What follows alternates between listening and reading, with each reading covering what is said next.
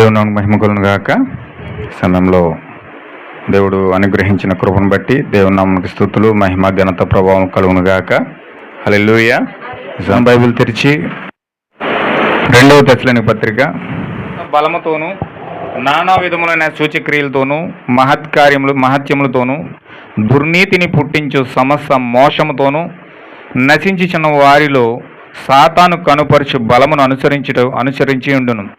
ఇందుచేత సత్యమును నమ్మక దుర్నీతి యందు అభిలాష గల వాళ్ళందరూ శిక్షావిధి పొందుటకై అబద్ధమును నమ్మునట్లు మోసం చేయు చత్తిని దేవుడు వారికి పంపుచున్నాడు.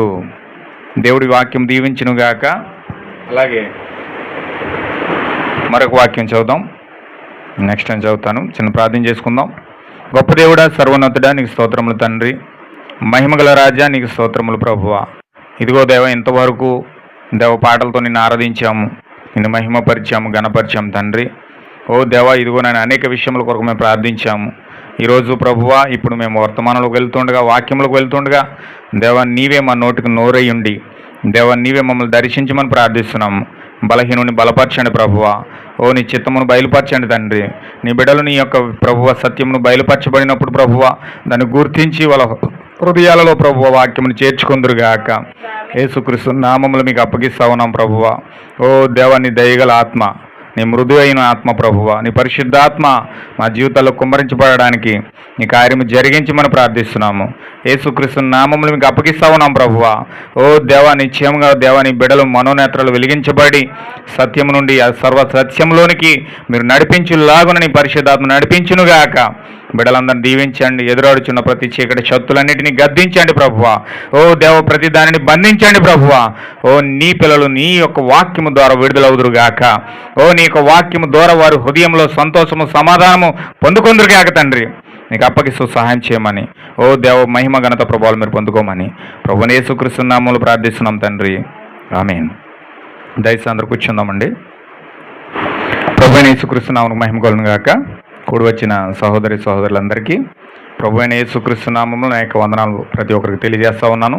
దేవుడు మిమ్మల్ని అందరూ దీవించును గాక. దేవుడు నాకు మహిమ కలుగును గాక. ఈ సమయంలో మనం వాక్యంలోకి వెళ్దాం. లాస్ట్ వీక్ మనం చూసాం, భ్రష్టత్వం కోసం మనం చూస్తూ ఉన్నాం. తెస్సలోనిక పత్రిక 2వ అధ్యాయం 2వ అధ్యాయం మనం చదువుతూ ఉన్నాం. చూడండి ఒకసారి.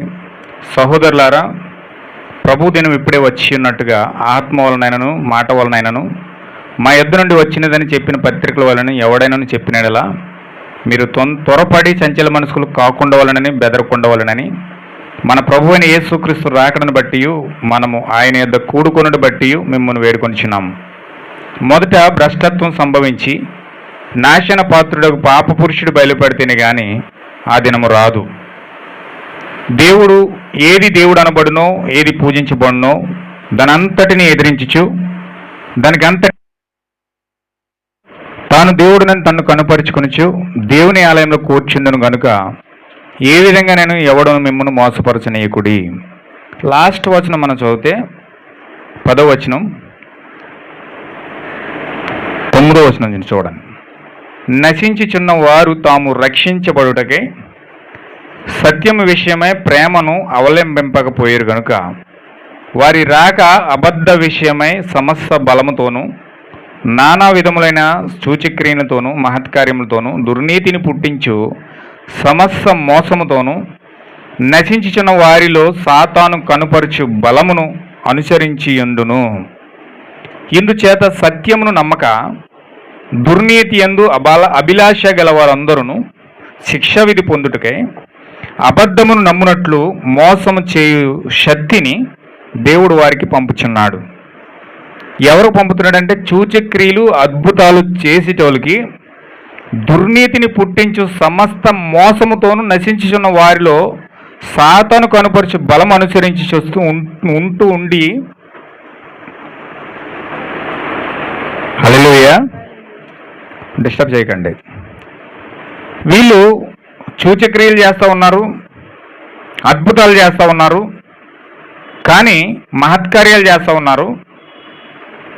దేవుని ప్రేమను అవలంబించకుండా పోయి దుర్నీతిని పుట్టించు సమస్త మోసాలతోనూ వీరు సాతానును పూర్తిగా కనపరుస్తూ సత్యమును నమ్మకుండా దుర్నీతి యందు అభిలాష గల వాళ్ళందరూ కూడా శిక్షావిధి పొందుటకై దేవుడు అబద్ధాన్ని నమ్మడానికి మోసం చేసి శక్తిని పంపిస్తున్నాడంట వారికి. ఎవరికి? సూచక్రియలు చేసేటోళ్ళకి, అద్భుతాలు చేసేటోళ్ళకి, మహత్కార్యాలు చేసేటోళ్ళకి దేవుడు మోసం చేసి శక్తిని పంపిస్తున్నాడంట. అంటే చివరి కాలంలో 2 శక్తులు భూమిపైన వెళ్తున్నాయి. కొంచెం మీరు చాలా జాగ్రత్తగా మీరు గమనించాలి. చివరి దినాల్లో 2 శక్తులు భూమిపైన వెళ్తూ ఉన్నాయి. ఒకటి మోసం చేయు దెయ్యం యొక్క శక్తి వెళ్తూ ఉంది. దేవుడు భూమి మీద మనుషులను పరిశుద్ధాత్మ ద్వారా నడిపించడానికి పరిశుద్ధాత్మ యొక్క శక్తి కూడా భూమిపైన వెళ్తూ ఉంది. హల్లెలూయా. ఎన్ని శక్తులు ఉన్నాయండి? 2 శక్తులు ఉన్నాయి. ఒక శక్తి దెయ్యపు శక్తి, ఒక శక్తి దేవుని యొక్క శక్తి. దెయ్యపు శక్తి దెయ్యము పిల్లలను మోసం చేయడమే కాకుండా ఇంచుమించు మోసం చేయడానికి ఏర్పరచబడిన వారిని సహితము కూడా మోసం చేయడానికి ఈ దెయ్యం యొక్క శక్తి ముందుకు వెళ్తూ ఉంది. యాక్చువల్గా బైబిల్ పట్టుకున్న వాళ్ళందరూ క్రైస్తవులు అనుకుంటారు, చర్చికి వెళ్ళేటోళ్ళందరూ క్రైస్తవులు అనుకుంటారు, ప్రసంగం చేసేటోళ్ళందరూ కూడా క్రైస్తవులు అనుకుంటారు. చాలామంది చర్చి కట్టి దేవుని యొక్క దేవాలయాన్ని కట్టి అతను ఒక వాక్యం చెప్తున్నాడంటే ఇతను ఒక పాస్టర్ కదా అనుకుంటారు చాలామంది. అతను సూచక్రియలు చేస్తూ ఉన్నాడంటే, అతను అద్భుతాలు చేస్తూ ఉన్నాడంటే, అతని ద్వారా ఎన్నో కార్యాలు జరుగుతూ ఉన్నాయంటే చాలామంది అనుకుంటారు ఇతని దగ్గర దేవుడు ఉన్నాడు, సూచక్రియలు చేస్తూ ఉన్నాడు, మహత్కార్యాలు చేస్తూ ఉన్నాడు, అద్భుతాలు చేస్తూ ఉన్నాడు, ఖచ్చితంగా ఇతను దేవుని ద్వారా నడిపించబడతా ఉన్నాడని చాలామంది అనుకుంటారు క్రైస్తవుల్లో. వారిని కూడా చాలామంది వెంబడిస్తూ ఉంటారు. అయితే ఇక్కడ ఏం జరుగుతుందంటే అలా చేసి సూచక్రియలు చేసి అద్భుతాలు చేసి మోసాలు చేసేటోళ్ళకి దేవుడు వారు సూచక్రియలు చేస్తున్నారు. కానీ ఏమన్నా వింటున్నారా? అందరు ఇక్కడే ఉన్నారా? వారు సూచక్రియలు చేస్తున్నారు కానీ, అద్భుతాలు చేస్తున్నారు కానీ, స్వస్థతలు చేస్తున్నారు కానీ, దేవుని బైబిల్ పట్టుకుని నడుస్తున్నారు కానీ వారి మనసులో దుర్నీతిని పుట్టించే ఒక అబద్ధము వారి జీవితాల్లో ఉంది. హల్లెలూయా. ఇక్కడ బైబిల్లో స్పష్టంగా చెప్తా ఉన్నాడు చూడండి. 9వ వచనంలో మీరు చదివితే, నశించుచున్నవారు తాము రక్షించబడుటకే సత్య విషయమై ప్రేమను అవలంబింపకపోయిరు కనుక, అంటే వారి జీవితాల్లో ప్రేమ లేదు. బైబిల్ పట్టుకున్నారు కానీ, వాక్యాన్ని పట్టుకున్నారు కానీ వారి జీవితాల్లో నిజమైన ప్రేమ అనేది లేదు. అయితే వీళ్ళు ఎందుకు ఆ విధంగా వెళ్తూ ఉన్నారంటే, వారు ఎందుకు ఆ విధంగా ముందుకు వెళ్తూ ఉన్నారంటే, వారి రాకడ వారు ఎందుకు వస్తూ ఉన్నారంటే ప్రజల మధ్యలోకి అబద్ధ విషయమై సమస్త బలముతోనూ నానా విధములైన సూచక్రియలతోనూ మహత్కార్యములతోనూ దుర్నీతిని పుట్టించు సమస్త మోసముతోనూ వస్తున్నారట.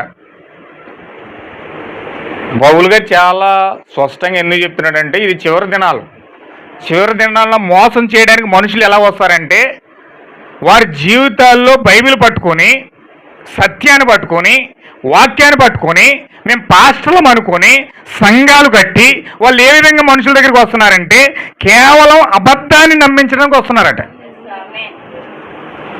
అంటే వారు అబద్ధాన్ని ప్రజల చేత నమ్మించి, వారు క్రైస్తవులమని నమ్మించి వారిని పాతాళంలో తీసుకెళ్ళడానికి అబద్ధము చేత వాళ్ళని ప్రేరేపించడానికి వీళ్ళు వస్తున్నారట. వీళ్ళు సూచక్రియలు ఎందుకు చేస్తున్నారంటే అబద్ధాన్ని నమ్మించడానికి, మహత్కార్యాలు ఎందుకు చేస్తున్నారంటే అబద్ధాన్ని నమ్మించడానికి, వీరు అద్భుతాలు ఎందుకు చేస్తున్నారంటే అబద్ధాన్ని నమ్మడానికి. వీళ్ళ ప్రజలను మోసం చేయడానికి దేవుడే వారిని పంపిస్తున్నాడట. ఇది ఎలా ఉంది? ఇది చాలా విచిత్రంగా ఉంది, చాలా కఠినంగా ఉంది. ఇదేంటిది? ఇలాగైతే క్రైస్తవులు ఎలా నమ్ముతారు బైబిల్ని? ఇలాగైతే అసలు దేవుడిని ఎలా తెలుసుకుంటారు? కొంచెం డౌట్ మనకు రావచ్చు. దేవుని నామమునకు మహిమ కలుగును గాక. అంటే చివరి దినాల్లో పరిస్థితి అలా ఉంది. చివరి దినాల్లో దెయ్యము ఒక క్రైస్తవ ముసుకేసుకుని క్రైస్తవులు ఉన్న ప్రజలని ఏ విధంగా మోసం చేయాలంటే చూడండి. మీరు మామూలుగా సహజంగా చెప్పాలంటే క్రైస్తవుడికి రామాయణం వినిపిస్తే ఉంటాడా? ఒక క్రైస్తవుడికి భగవద్గీత వినిపిస్తాను బట్టి ఉంటాడా? కానీ క్రైస్తవుడికి చెప్పాలంటే బైబిల్ పట్టుకునే వెళ్ళాలి. అప్పుడు బైబిల్లో వాక్యం చెప్తుంటే అప్పుడు అబ్బో దేవుడు నమ్ముకున్నాడు ఇతను వాక్యం చెప్తున్నాడు అనుకుని జాగ్రత్తగా అంటారు. హల్లెలూయా. అందుకే ఈ యొక్క క్రైస్తుడు ఏం చేస్తున్నాడంటే అవ్వ దగ్గరికి ఎలాగట్టుకు వెళ్ళాడంటే అవ్వ దగ్గరికి సాతానుడు పెద్ద మహాభాగవతమేమో లేకపోతే రామాయణం పట్టుకెళ్ళా దేవుడు చెప్పిన మాటను పట్టుకుని వెళ్ళాడు. దేవుడు ఏం చెప్పాడంటే వారికి, ఈ తోట చెట్ల ఫలాల్లో దేనిని నువ్వు తినకూడదు, అన్నీ తినొచ్చు, కానీ మంచి చెడు తెలివితేటలు ఇచ్చే వృక్ష ఫలాన్ని తినకూడదు అని చెప్పాడు. హల్లెలూయా. ఏం చెప్పాడు నవ్వుకి? మంచి చెడు తెలివితేటలు ఇచ్చే వృక్ష ఫలాన్ని తినొద్దు, మిగతా ఫలాలన్నీ తినమన్నాడు. అయితే ఈ అవ్వమ్మ దగ్గరికి ఆ యొక్క వాక్యం పట్టుకుని బ్రతుకుతున్నారు వీళ్ళు. ఆ మంచి చెడు తెలివితేటలు ఇచ్చే వృక్ష ఫలం జోలికి వెళ్తలేదు అవ్వ. చాలా జాగ్రత్తగా ఆదాం అవ్వ కొన్ని వందల సంవత్సరాలు బ్రతికారు. చాలా బాగుంది వారి పరిస్థితి. ఆ యొక్క దేవుడు చెప్పిన మాటను పట్టుకుని బ్రతికినంత కాలం కూడా చాలా సంతోషంగా జీవించారు వాళ్ళు. కానీ ఎప్పుడైతే అవ్వమ్మ దగ్గరికి లూసిఫరు, ఒక దెయ్యము, సాతాను, ఒక సర్పం యొక్క ముసుకేసుకుని ఎప్పుడైతే అవ్వ దగ్గరికి వెళ్ళిందో, అవతో ఏం మాట్లాడుతుందో తెలుసండి? అదరదర విషయాలు లేకపోతే ఏవో రకరకాల విషయాలు చెప్పట్లే.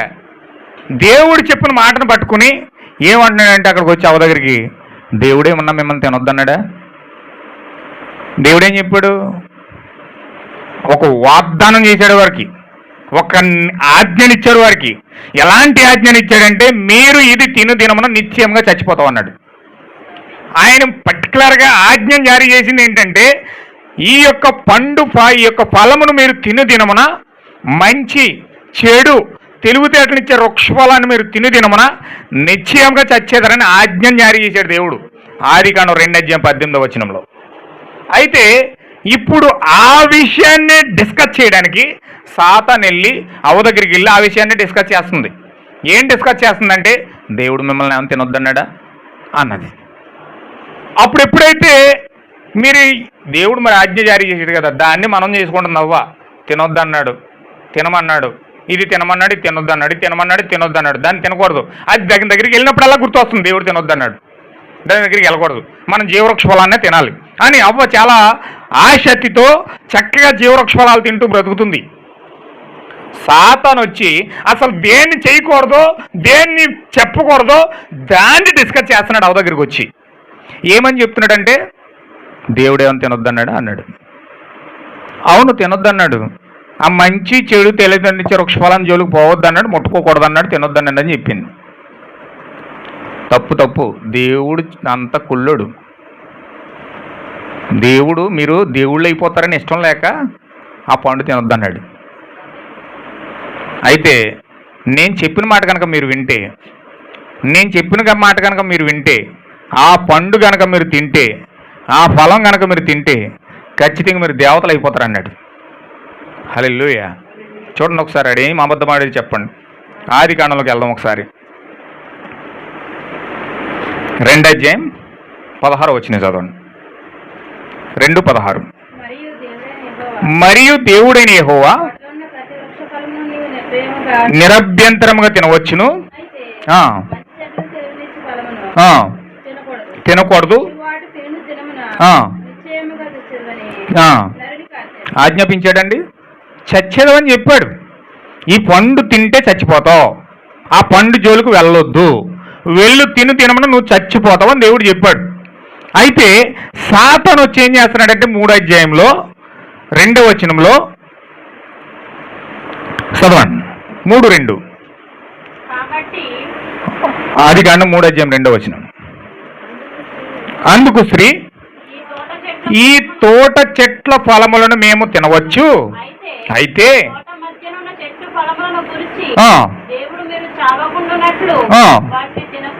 తినకూడదనియు ముట్టకూడదనియు చెప్పినని సర్పముతో అన్నది. అందుకు సర్పము, ఇక్కడ దేవుడు ఏం చెప్పాడండి? నిశ్చయంగా చచ్చిపోతారని చెప్పాడు దేవుడు, తింటే చచ్చిపోతారని చెప్పాడు. కానీ ఇక్కడ సర్పంలో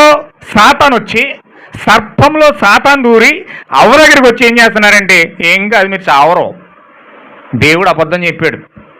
ఏంటా ఈడు అబద్ధం చెప్తా ఉండి దేవుడు అబద్ధం చెప్పాడు అంటున్నాడు. ఎలాగంటే దొంగ చైన్ కొట్టేసి వీడే దొంగ నడిచేయడానికో చుట్టుపక్కల వాళ్ళందరూ ఎవరి వైపు చూస్తారు? వీడే దొంగ చైన్ కొట్టేసాడు. చైన్ కొట్టేసి వీడే దొంగ అంటున్నాడు.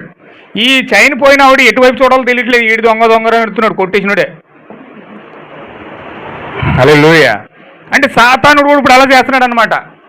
దేవుడు అబద్ధం చెప్పాడని చెప్పి వీడు అబద్ధం చెప్తున్నాడు. వీడు అబద్ధం చెప్పి దేవుడు అబద్ధికుని చేశాడు.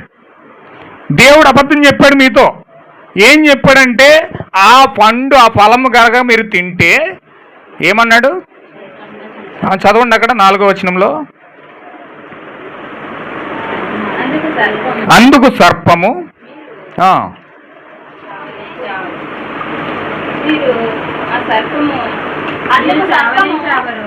చావనే చావరు ఏలయనగా మీరు వాటిని దినమున మీ కన్ను తెరవబడిననియు మీరు మంచి చెడ్డలు ఎరిగిన వారే.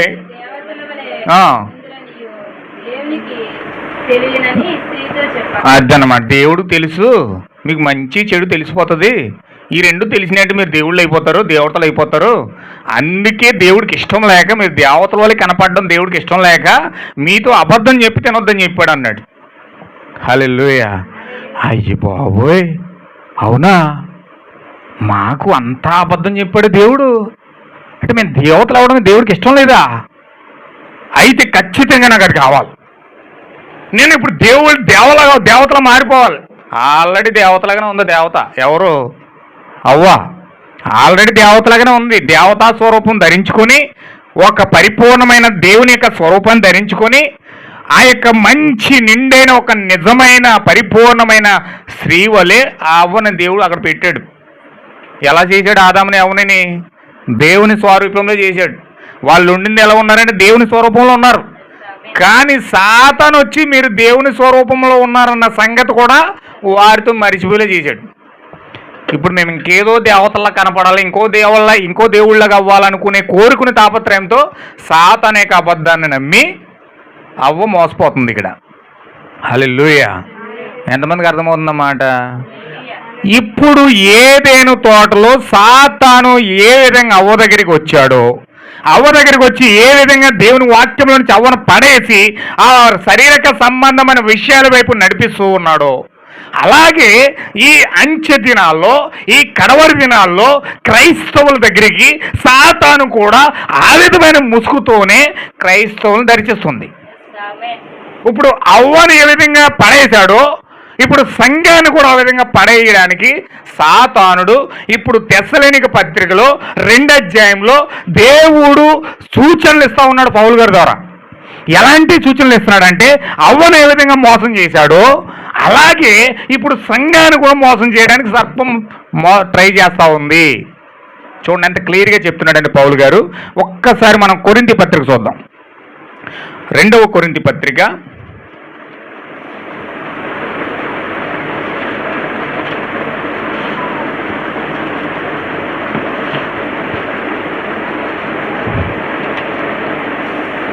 11వ అధ్యాయం. 2వ కొరింథీ 11వ అధ్యాయం మొదటి నుంచి చదువుదాం. కొంచెము అవివేకముగా నేను మాట్లాడుతున్నాను, మీరు సహింపవలనని కోరుచున్నాను. సహించుడి. దేవాశక్తితో మీ ఎడల ఆసక్తి కలిగి ఉన్నాను. పౌలు గారు మాట్లాడే మాటలు కొంచెం ఇనసొంపుగా ఉండవు. పౌలు గారు మాట్లాడే మాటలన్నీ కూడా చాలా కఠినంగా ఉంటాయి. ఇప్పుడు ఈ ప్రసంగంలో ఆయన ఏదో నిన్ను దీవించును గాక, నిన్ను ఆశీర్వదించును గాక, నీ కష్టాలు పోతాయి, నీ బాధలు పోతాయని చెప్పే స్థితిలో పౌలు గారు లేరు. ఆ ప్రసంగాలన్నీ అయిపోయినాయి. ఆ ప్రసంగాలన్నీ ప్రజల్లో చెప్పేశాడు. ఇప్పుడు సంఘానికి వాక్యాన్ని బయలుపరుస్తున్నాడు. ఇప్పుడు సంఘానికి వాక్యాన్ని బయలుపరుస్తూ ఏమని చెప్తున్నాడంటే, కొంచెం అవివేకంగా మీతో మాట్లాడుతున్నాను కానీ నన్ను మీరు దయచేసి సహించండి. ఇప్పుడు మీకు సహనం కావాలి. నేను చెప్పబోతున్న మాటలు చాలా సహనంతో మీరు వినాలి, లేకపోతే ఇవి మీకు అర్థం కాదు. సహనం లేకపోతే, దేవుని యొక్క సహనం లేకపోతే ఖచ్చితంగా మీరు యొక్క విషయాలు మీరు గ్రహించలేరు. అందుచేత నేను మాట్లాడే మాటలు కొంచెం సహనంతో వినండి. దైవాశక్తితో మీ ఎడల నేను ఆసక్తి కలుగున్నాను. దేవుని యొక్క ఆసక్తి నన్ను వెంటాడుతుంది. ఎందుకంటే ఈ విషయాలు మీతో చెప్పమని పరిశుద్ధాత్మ నన్ను ప్రేరేపిస్తుంది. ఇప్పుడు నేను దేవాశక్తితో, పరిశుద్ధాత్మక శక్తితో మీతో మాట్లాడుతున్న మాటలు ఇవి. అందుచేత మీరు చాలా సహనంతో వింటే చాలా మంచిది. అని పౌలు గారు చెప్తూ పవిత్రురాలైన కన్యకగా ఒక్కడే పురుషునికి అనగా క్రీస్తునకు సమర్పించవలనని మిమ్మును ప్రదానం చేసుకున్నాను. దేవుడు ఏం చేశాడంటే ఏదైనా తోటలో అవ్వను తయారు చేసి ఆదాముకు ప్రదానం చేశాడు. అవ్వను తయారు చేసి సృష్టించి ఆదాములు ఎముకగా శరీరంగా ఉన్న అవ్వని ఆదాము గాఢంతర కలుగు చేసి ఏం చేశాడంటే పక్కటెముకను తీసి శరీరంగా పూడ్చి ఒక భార్యగా ప్రదానం చేశాడు ఆదాముకి. ఇంకా వివాహం చేయలే, వివాహం చేసే స్టేజ్లో ఉన్నాడు. కొన్ని రోజుల్లో ఆదాముకి అవ్వకి వివాహం చేస్తాడు దేవుడు.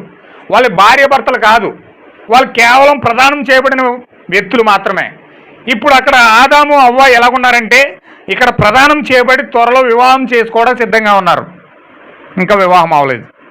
అయితే అక్కడ ఏం జరిగిందంటే ఆ వివాహం చేసుకున్న క్షణంలోనే ప్రదానం చేయబడిన ఆ స్త్రీని సాతాను చెరిపివేసి కుయ్యెత్తితో ఆదాముకు భార్య కాకుండా సాతానుకు భార్య ఉన్నట్లుగా సాతాను చేసుకున్నాడు.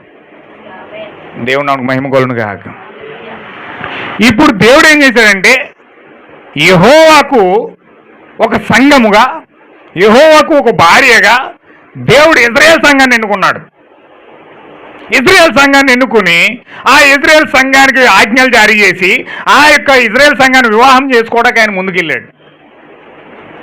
అయితే సాతాను ఏం చేసిందంటే అవ్వను ఎలా పడేసిందో అదే విధంగా ఇజ్రాయేల్ సంఘాన్ని కూడా విగ్రహారాధనలోను పాపములోను భ్రష్టత్వంలోను పడేసి యెహోవాకు దూరం చేసేసింది. హల్లెలూయా. దేవుడు నాకు మహిమ కలుగును గాక. ఇప్పుడు దేవుడు ఏం చేశాడంటే ఇప్పుడు యేసుక్రీస్తు ఒక భార్యను చేసుకోవడానికి పరలోకం నుంచి భూమి మీదకి వచ్చాడు. పరలోకం నుంచి భూమి మీదకి వచ్చి ఆయన ఒక భార్యను చేసుకుందామని పెంతుకొస్తు దినాన్న ఒక సంఘాన్ని ఏర్పాటు చేశాడు ఆయన. అక్కడ 120 మంది ఏకముగా కూడి ప్రార్థన చేస్తూ ఉంటే 120 మంది మధ్యలో పరిశుద్ధాత్మ దిగి పరిశుద్ధాత్మ ఒక సంఘాన్ని కట్టాడు ఆయన. హల్లెలూయా. పరిశుద్ధాత్మ ఒక సంఘాన్ని కడితే 325వ శతాబ్దంలో నైసియా కౌన్సిల్ అనే సభలో సాతాను అక్కడ ప్రవేశించి ఆ సంఘాన్ని పడేసేసాడు. అంటే ఆదాము ప్రదానం చేయబడిన అవ్వను పడేసాడు, ఇజ్రాయేల్ సంఘాన్ని దేవుడు ఏర్పాటు చేసుకుంటే ఇజ్రాయేల్ సంఘాన్ని పడేశాడు, వాళ్ళ ప్రపంచ దేశాలకు చెదరపోయేటట్టుగా చేశాడు. చెదిరిపోయారు, మొత్తం ప్రపంచ దేశాలకు చెదిరిపోయారండి. టైటస్ వెళ్ళి మొత్తం చెల్లా చెదిరి చేసేసాడు, మొత్తం అంతా గల్లంత అయిపోయింది. తర్వాత యేసుక్రీస్తు వచ్చి ఒక సంఘాన్ని కడితే ఆ సంఘాన్ని 325వ శతాబ్దంలో నైసియా కౌన్సిల్ సభలో అనేకమైన ఆచారాలు సాంప్రదాయాలు కట్టడాలని అందులో పడేసి నిజమైన సంఘాన్ని పడేసాడు. నిజమైన క్రైస్తవ సంఘాన్ని వాక్యంలో నుంచి పడేశాడు. పడేసిన తర్వాత ఇప్పుడు ఆ సంఘం గల్లంత అయిపోయింది. అపోస్తులు హతసాక్షులు అయిపోయారు. 6 లక్షల మంది అపోస్తుల్ని 6 లక్షల మందిని నిజమైన సువార్త ప్రకటించిన వాళ్ళందరినీ హతసాక్షులు చేసేసారు, చంపేశారండి. బతికుండా ఆయన క్రూరముఖాలకు వేసేసేవారు. గర్భిణీ స్త్రీలు గర్భాలు చీల్చి పిల్లలను బయటకు లాగి పైకి ఎగరేసి నరికేవారు. ఒక కంచి ఎద్దులో మనుషులందరినీ దూరేసి అందరూ కింద మంట పెట్టేస్తే వాళ్ళు అరుపులు అరిచి ఎంత గడ్డ కింద మారేవారు. వాళ్ళు ఈ యొక్క వాక్యాన్ని తీసుకురావడానికి ఈ సత్యాన్ని ప్రజలకు ఇవ్వడానికి వారు హతసాక్షులు అయిపోయి క్రీస్తు యొక్క సంఘము రక్తము చేత రక్త చిత్తమైన అడుగు జాడల్లో నడుచుకుంటూ బైబిల్ మన దగ్గరికి వచ్చింది. ఇప్పుడు ఆచారంలో సాంప్రదాయాలు కలిసిపోయిన క్రైస్తవాన్ని పడేశాడు సాతానుడు. హల్లెలూయా. ఇప్పుడు అవ్వ పడిపోయింది, ఇజ్రాయేల్ సంఘం పడిపోయింది, పెంతుకొస్తులో స్థాపించబడిన సంఘం నైసియా సభలో పడిపోయింది. ఇప్పుడు దేవుడు ఏం చేశాడంటే ఇప్పుడు ఆ 3 సంఘాలు పడిపోయినాయి కాబట్టి దేవుడు సాతానుకే తెలియకుండా సాతానుకే మరుగుగా ఉంచి ఒక సీక్రెట్ నిజమైన దేవుని యొక్క భార్యను దేవుని యొక్క సంఘాన్ని దేవుడు ఏర్పాటు చేశాడు. ఎంతమందికి అర్థమవుతుందన్నమాట? ఏదేని తోటలో అవ్వ పడిపోయింది, ఇజ్రాయేల్ సంఘం పడిపోయింది, నైసియా సభలో అపోస్తులిక్ ఫెయిత్ ద్వారా పరిశుద్ధాత్మ అభిషేకం ద్వారా ప్రారంభించిన సంఘం నైసియా కౌన్సిల్లో పడిపోయింది. ఇప్పుడు సాతానికే దొరకకుండా సాతానుకు దాయబడి మరుగ్గా ఉంచి దేవుడు ఒక నిజమైన విశ్వాస సంఘాన్ని దాచిపెట్టి ఉంచాడు బైబిల్లో. ఇప్పుడు ఈ సంఘము ఈ చివరి కాలంలో బయలుపరచబడాలి. ఈ సంఘం ఈ చివరి కాలంలో బయలుపరచబడాలి.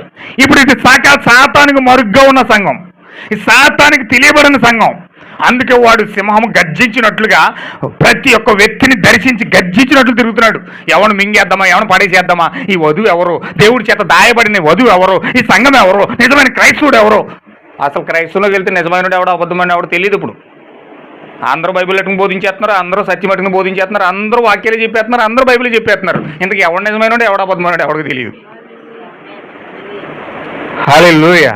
అంటే ఇప్పుడు వరకు సాతాను దేవుణ్ణి గలిబిలి చేసేది, కానీ ఇప్పుడు దేవుడు సాతాను గలిబిలి చేస్తున్నాడు. తాళం ఏమంటారు, తాడిని తన్నుడు ఉంటే దాని తల తన్నుడు ఉంటాడంట. ఈడే జ్ఞానవంతుడు అంటే మరి దీనికి ఈయన్ని సృజించిన దేవుడు ఎంత జ్ఞానమై ఉండాలి. హల్లెలూయా. ఇప్పుడు సాతానుడే తెలివైనడు, ఇంత ప్రపంచాన్ని ఎంత తెలివిగా నడిపించేస్తున్నాడు, అంతమందిని ఆక్యుపై చేసి రకరకాలుగా నడిపించబడుతూ ఉంటే మరి వాణ్ణి సృష్టించిన దేవుడు ఇంకెంత తెలివిగా ఉండాలి. అందుకే దేవుని పిల్లలను మరుగ్గా ఉంచాడు. ఇప్పుడు ఆ దేవుని పిల్లలు ఎవరంటే చాలా జాగ్రత్తగా మరుగ్గా ఉన్న సంఘం. ఆ సంఘముతో పౌలు గారు మాట్లాడుతున్నాడు. ఎంతమందికి అర్థమవుతున్నమాట? ఇప్పుడు ఆ మరుగుగా ఉన్న దేవుని యొక్క సంతానముతో పౌలు గారు రహస్యముగా సీక్రెట్గా మాట్లాడుతున్నాడు. ఎలాంటి మాటలు మాట్లాడుతున్నాడు అంటే, పవిత్రురాలనే కన్యకగా ఒక్కడే పురుషునికి ప్రదానం చేశాను ఆ స్త్రీని. ఆ ప్రదానం చేయబడిన స్త్రీ ఉంది ఇక్కడ. దేవుడు ఒక సీక్రెట్గా పౌలు గారిని ఒక పాస్టర్గా పెట్టి, దేవుడు ఒక సేవకుడిగా పెట్టి, ఒక ప్రవక్తగా పెట్టి, దేవునికి క్రీస్తుకి ఒక మరుగుగా ఉన్న నిజమైన సంఘాన్ని దేవుడు పౌలు గారి ద్వారా ప్రదానం చేయించాడు. హల్లెలూయా. ఇంతగా ప్రదానం చేయబడిన స్త్రీ ఎవరో ఎవరికి తెలియదు. ఇప్పుడు ఆ ప్రదానం చేయబడిన నిజమైన వధువు ఎవరో ఎవరికి తెలియదు.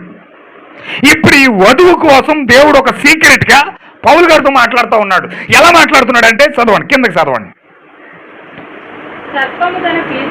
సర్పము తన కుయ్యెత్తు చేత అవ్వను మోసపరిచినట్లు మీ మనసులను చెరపబడి క్రీస్తు ఎడలనున్న సరళత నుండి పవిత్రత నుండి ఎట్లైనను తొలగిపోవునేమో అని భయపడుచున్నాను.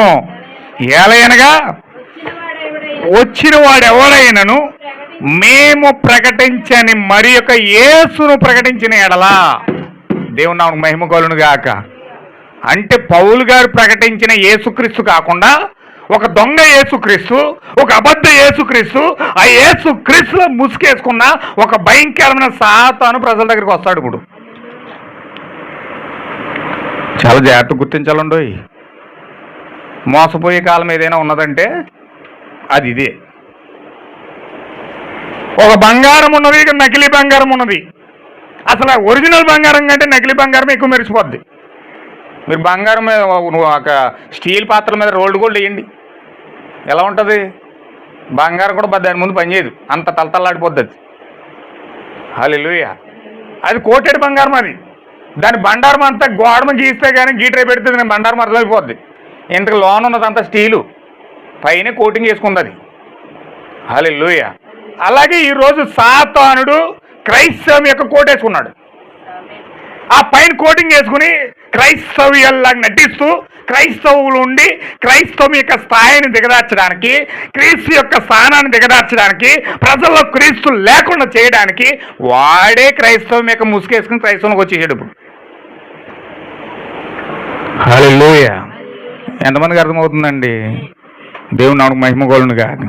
క్రైస్తవులకు సాతానుడు ముసుకేసుకొచ్చి నేను పెద్ద క్రైస్తవుని అంటే క్రైస్తవులు అందరూ తండోలుగా గొట్టల కింద వెనకాల వెళ్ళిపోతున్నారు. రండి నా వెనకాల రండి, అందరిని పాతాలను తీసుకెళ్ళిపోతాను అన్నాడు. దేవుని నామమునకు మహిమ కలుగును గాక. చదవండి. ఇద్దరు యేసులు ఉన్నారు ఇక్కడ. ఒకరు నకిలీ యేసుక్రీస్తున్నాడు, ఒకరు నిజమైన యేసుక్రీస్తున్నాడు. పౌలు గారు ఏమో నిజమైన యేసుక్రీస్తుని ప్రకటించాడు. ఆ యొక్క దొంగ అపోస్తులు వేసం నటించిన కొంతమంది ఏం చేస్తున్నారంటే అబద్ధపు యేసును ప్రకటిస్తున్నారు. చదవండి. మరి యొక్క ఆత్మను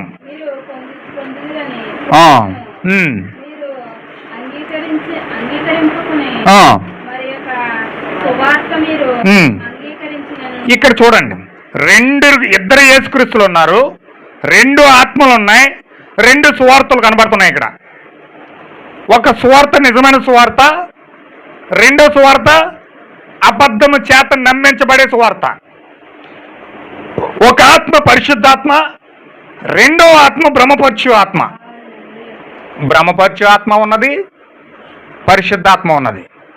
బ్రహ్మపరచు ఆత్మ దేవుడు మోసం చేయడానికి బ్రహ్మపరచు ఆత్మను పంపించాడు. నిజమైన క్రైస్తవాన్ని వెలుగులో తీసుకురావడానికి దేవుడు పరిశుద్ధాత్మను కూడా పంపించాడు. దేవుడు నాకు మహిమ కొలను గాక. అర్థమవుతుందండి? అర్థమైన అందరూ ఆమెను చెప్పండి ఒకసారి. మీరు ఖచ్చితంగా కొంచెం శ్రద్ధ పెట్టి మీరు వింటూ ఉంటే కొన్ని విషయాలు నేను కొంచెం అర్థమవుతాయి. స్పీడ్గా వెళ్ళట్లేదు, కొంచెం స్లోగానే వెళ్తూ ఉన్నాను. కొన్ని విషయాలు మీరు గమనించాలి.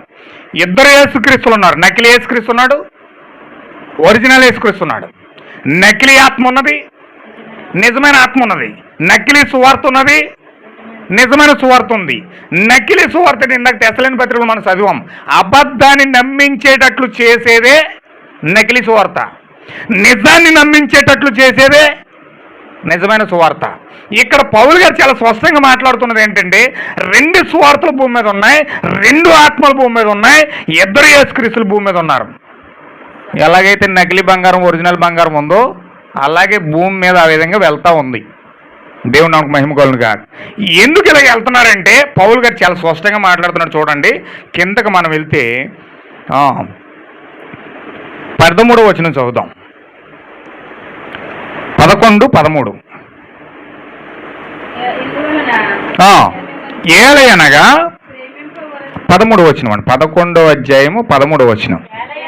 ఏలయనగా అట్టివారు క్రీస్తు యొక్క అపోస్తులను వేషము ధరించుకుని వారే ఉండి దొంగ అపోస్తులను. ఎవరండి ఇల్లు? ఏం నిజమైన అపోస్తులు కాదండి, వాక్యాన్ని బోధించిన నిజమైన అపోస్తులు కాదు ఇల్లు, దొంగ అపోస్తులట. ఈ దొంగ అపోస్తులను మోసగాండ్రకు పనివారై ఉన్నారట. ఇలా ఎవరండి? పాస్టర్ ఎవరంటే పని చేసేవాడు. ఎవరికి? దేవునికి పని చేసేవాడు. యజమానుడు దేవుడు. పాస్టర్ ఎవరంటే ఒక పనివాడై ఉన్నాడు. క్రీస్తుకి సంఘానికి మధ్యలో ఒక పనోడు. వీరికి పని చేయాలి, వీరికి సేవ చేయాలి, వీరికి దేవునికి వాక్యాన్ని తీసుకొచ్చి దేవుడు ఏదైతే చెప్తున్నాడో, ఏదైతే ఇమ్మని చెప్తున్నాడో అది అన్నీ కూడా తీసుకొచ్చి సంఘానికి వాళ్ళు. ఒక పనివాడు, ఒక సేవకుడు. సేవకుడు అంటే అర్థం ఏంటండి?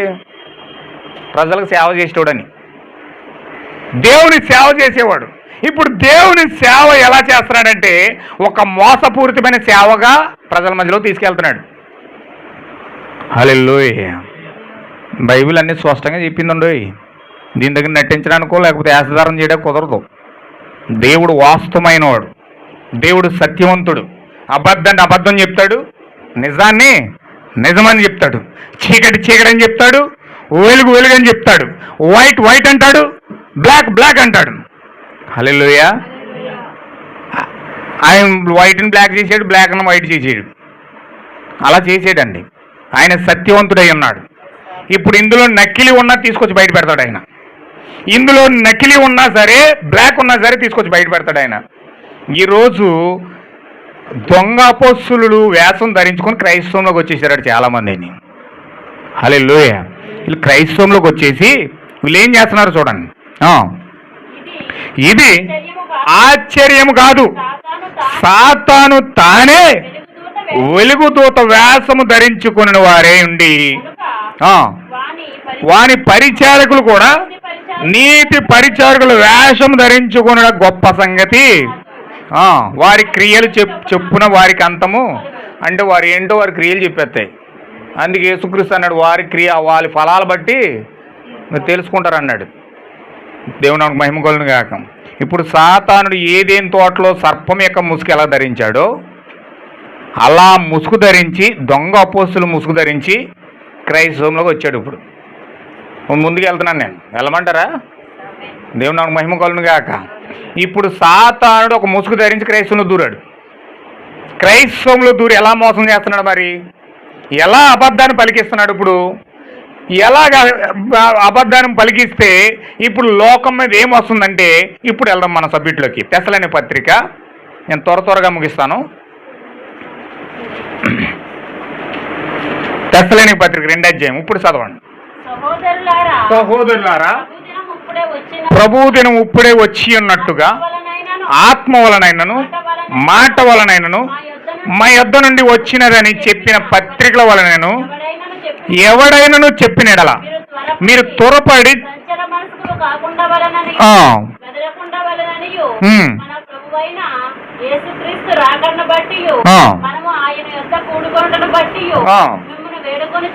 అదనమాట.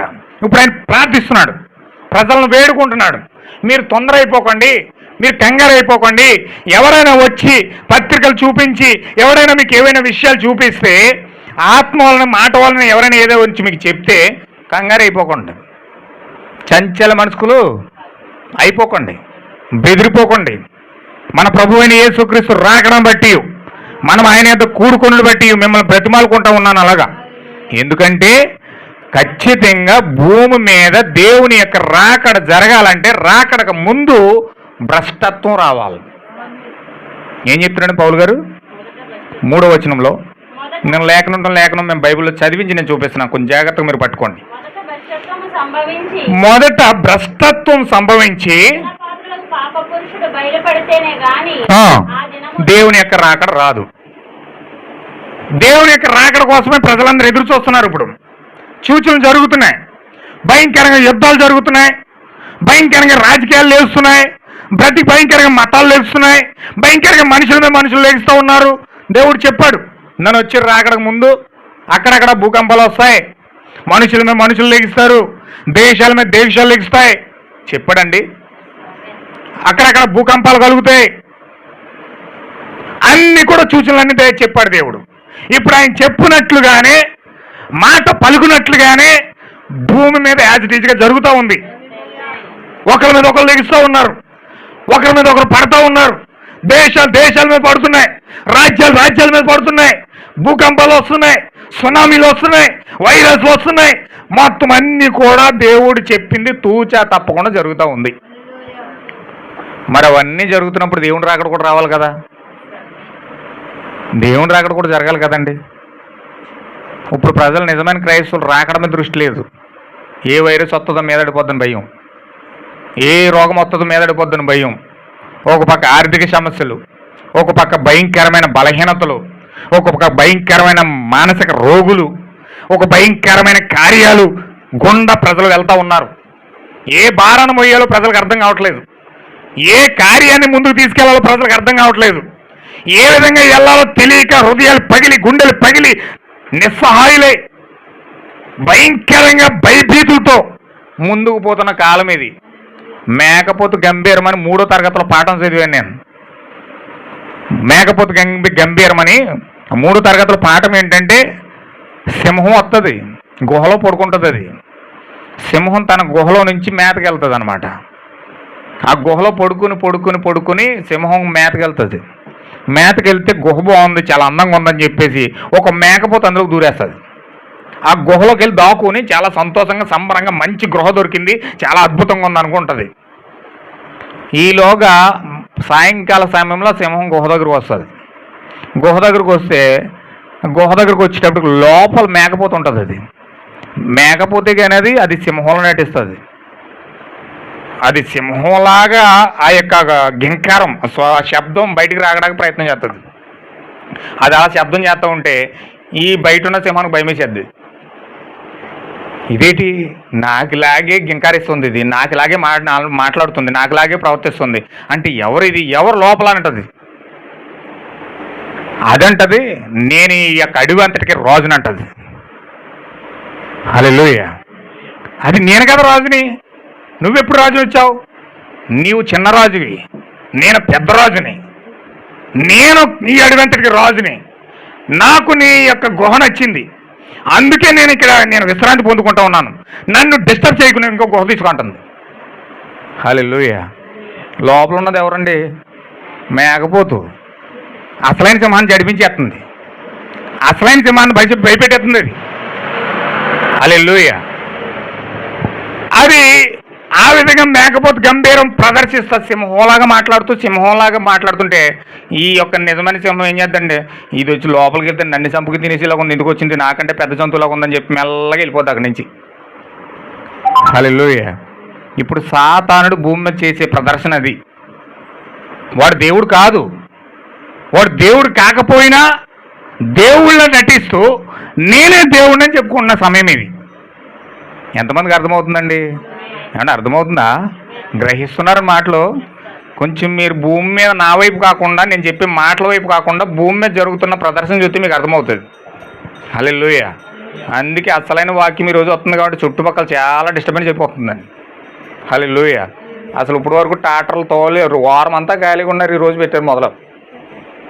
ఎందుకంటే వస్తున్నా టాటర్ వస్తున్నా మన డిస్టర్బ్ మన ఏకాగ్రత కొంచెం ఆ టాటర్ మీదకి వెళ్తుంది, లేకపోతే కరెంటు, లేకపోతే బాక్సు, లేకపోతే ఏదో ఇబ్బంది. ఇక్కడ పెట్టిన దృష్టి ఇక్కడ పెట్టకుండా అటు తిప్పేస్తున్నాడు వీడు. హల్లెలూయా. అందుచేత కొంచెం మీరు ఏకాగ్రత దీనిపైన పెట్టారనుకో అప్పుడు అర్థమవుతుంది అన్నమాట విషయం ఏంటన్నది. కానీ వాడు పెట్టినవాడు కదా, ఆడు మేకపోతులకు ఇక్కడ తిరుగుతున్నాడు, ఇక్కడ మేకపోతు గంభీరంలో తిరుగుతున్నాడు, ఇక్కడ ఎవరిని ఏకాగ్రత పాడు చేద్దామని తిరుగుతున్నాడు. ఇక్కడ నిజమైన సింహాలు కూర్చున్నాయి, ఇక్కడ మేకపోతులకు ఆడు కూర్చున్నాడు. ఎక్కడ వాక్యం అక్కడ అర్థమవుతుంది, అన్నీ ఎక్కడ తన్నేస్తారని వాడి భయం. దేవుడు నాకు మహిమ కొలను కాక. చూడండి, ఇప్పుడు రాకడకు ముందు ఏం జరగాలండి? భూమి మీదకి రాకడ ముందు ఏం జరగాలి? వింటున్నారు? ఇక్కడే ఉన్నారా? చూసారా? అందుకే మీరు వినలేదు కాబట్టి మీరు చెప్పలేకపోతున్నారు. మీ ఏకాగ్రత ఇక్కడ పెట్టలేదు కాబట్టి నా మాటలు అక్కడ గాలిలో కలిసిపోయినాయి. రాకడకు ముందు ఏం జరగాలండి? నాశన పాత్రుడికి పాప పురుషుడు బయలుపడాలి. నాశన పాత్రుడికి పాప పురుషుడు బయలుపడుతున్నాడంటే అర్థం ఏంటంటే భ్రష్టత్వం భూమి మీదకి వస్తుంది అని అర్థం. అంటే భూమి మీదకి భ్రష్టత్వం వచ్చింది అని గుర్తించినప్పుడే నీవు రాకడ యొక్క సూచన చూస్తావు. నీకు రాకడ చూడాలంటే పౌలు గారు ఇక్కడ చెప్తున్నాడు, నీకు రాకడ కనపడాలంటే ముందు భూమి మీద భ్రష్టత్వం కనపడాలి. అంటే పాపం పండిపోవాలి. మొన్న ఒక ఆయన పెద్ద మాట్లాడుతున్నాడు, భూమి బాగా పాపం పండిపోయిందండి, భూమి మీద పాపం పండిపోయింది, దుర్మార్గులు ఎక్కువైపోరు, భయంకరమైన కార్యాలన్నీ జరుగుతున్నాయి అని చెప్పేసి ఆ పెద్ద ఆయన అంటున్నాడు అనమాట. అంటే ఎందుకు జరుగుతున్నాయంటే చిన్నపిల్లలు కూడా లెక్క చేయట్లేదు. నన్ను 70 ఏళ్ళ వృద్ధుడండి ఒక 10 ఏళ్ళ బాలికని రేపు చేసాడు. 70 ఏళ్ళ వృద్ధుడు 10 ఏళ్ళ బాలికని పాడు చేశాడు.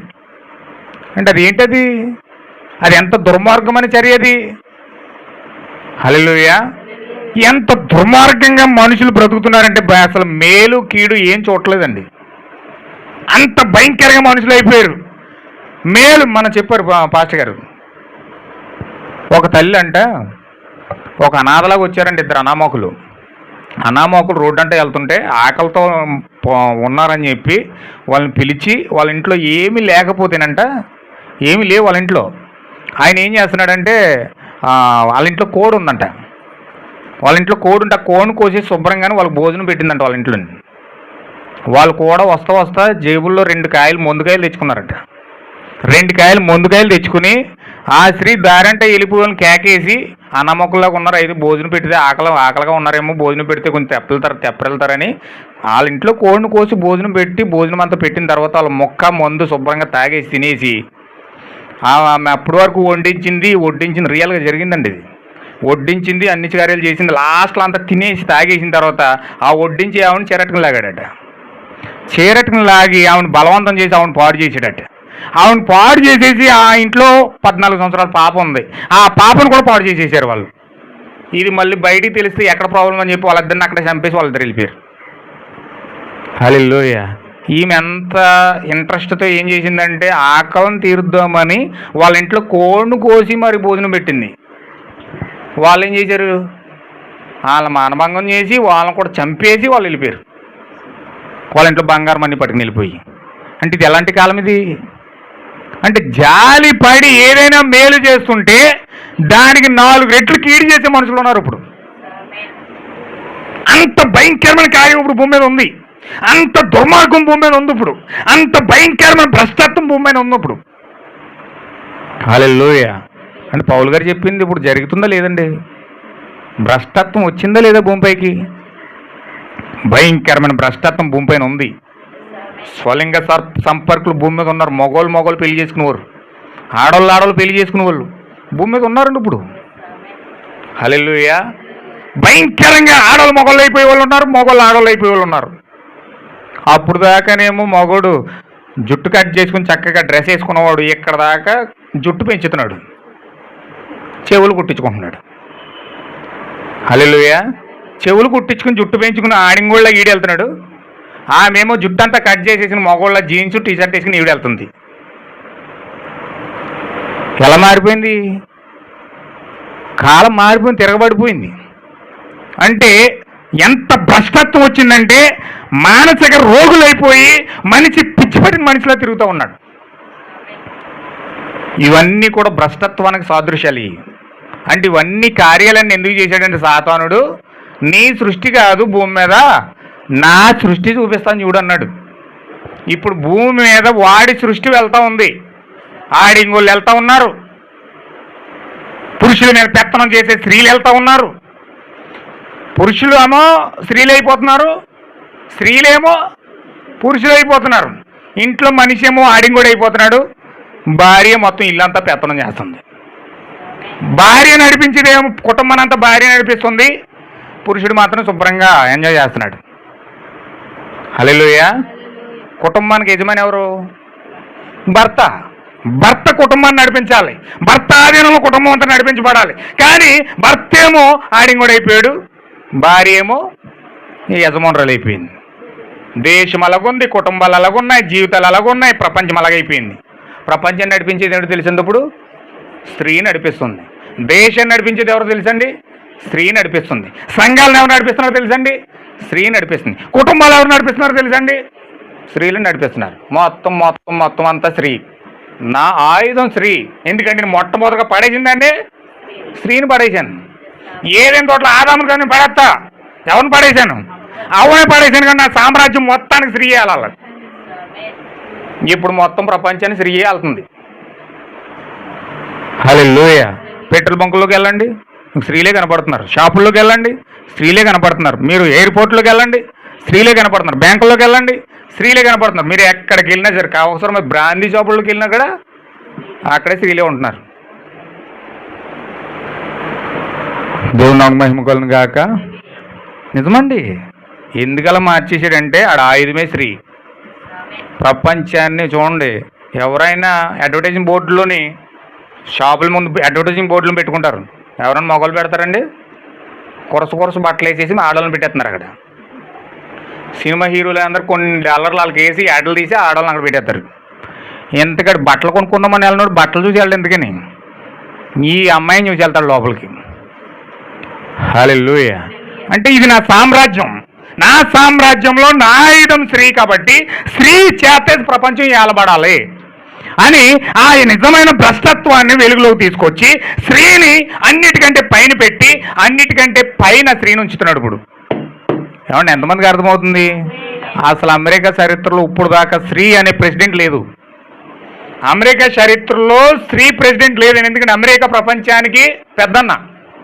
అమెరికా ద్వారానే మొత్తం ప్రపంచ దేశాలన్నీ కూడా అమెరికాకే ట్యాక్స్ కట్టాలి.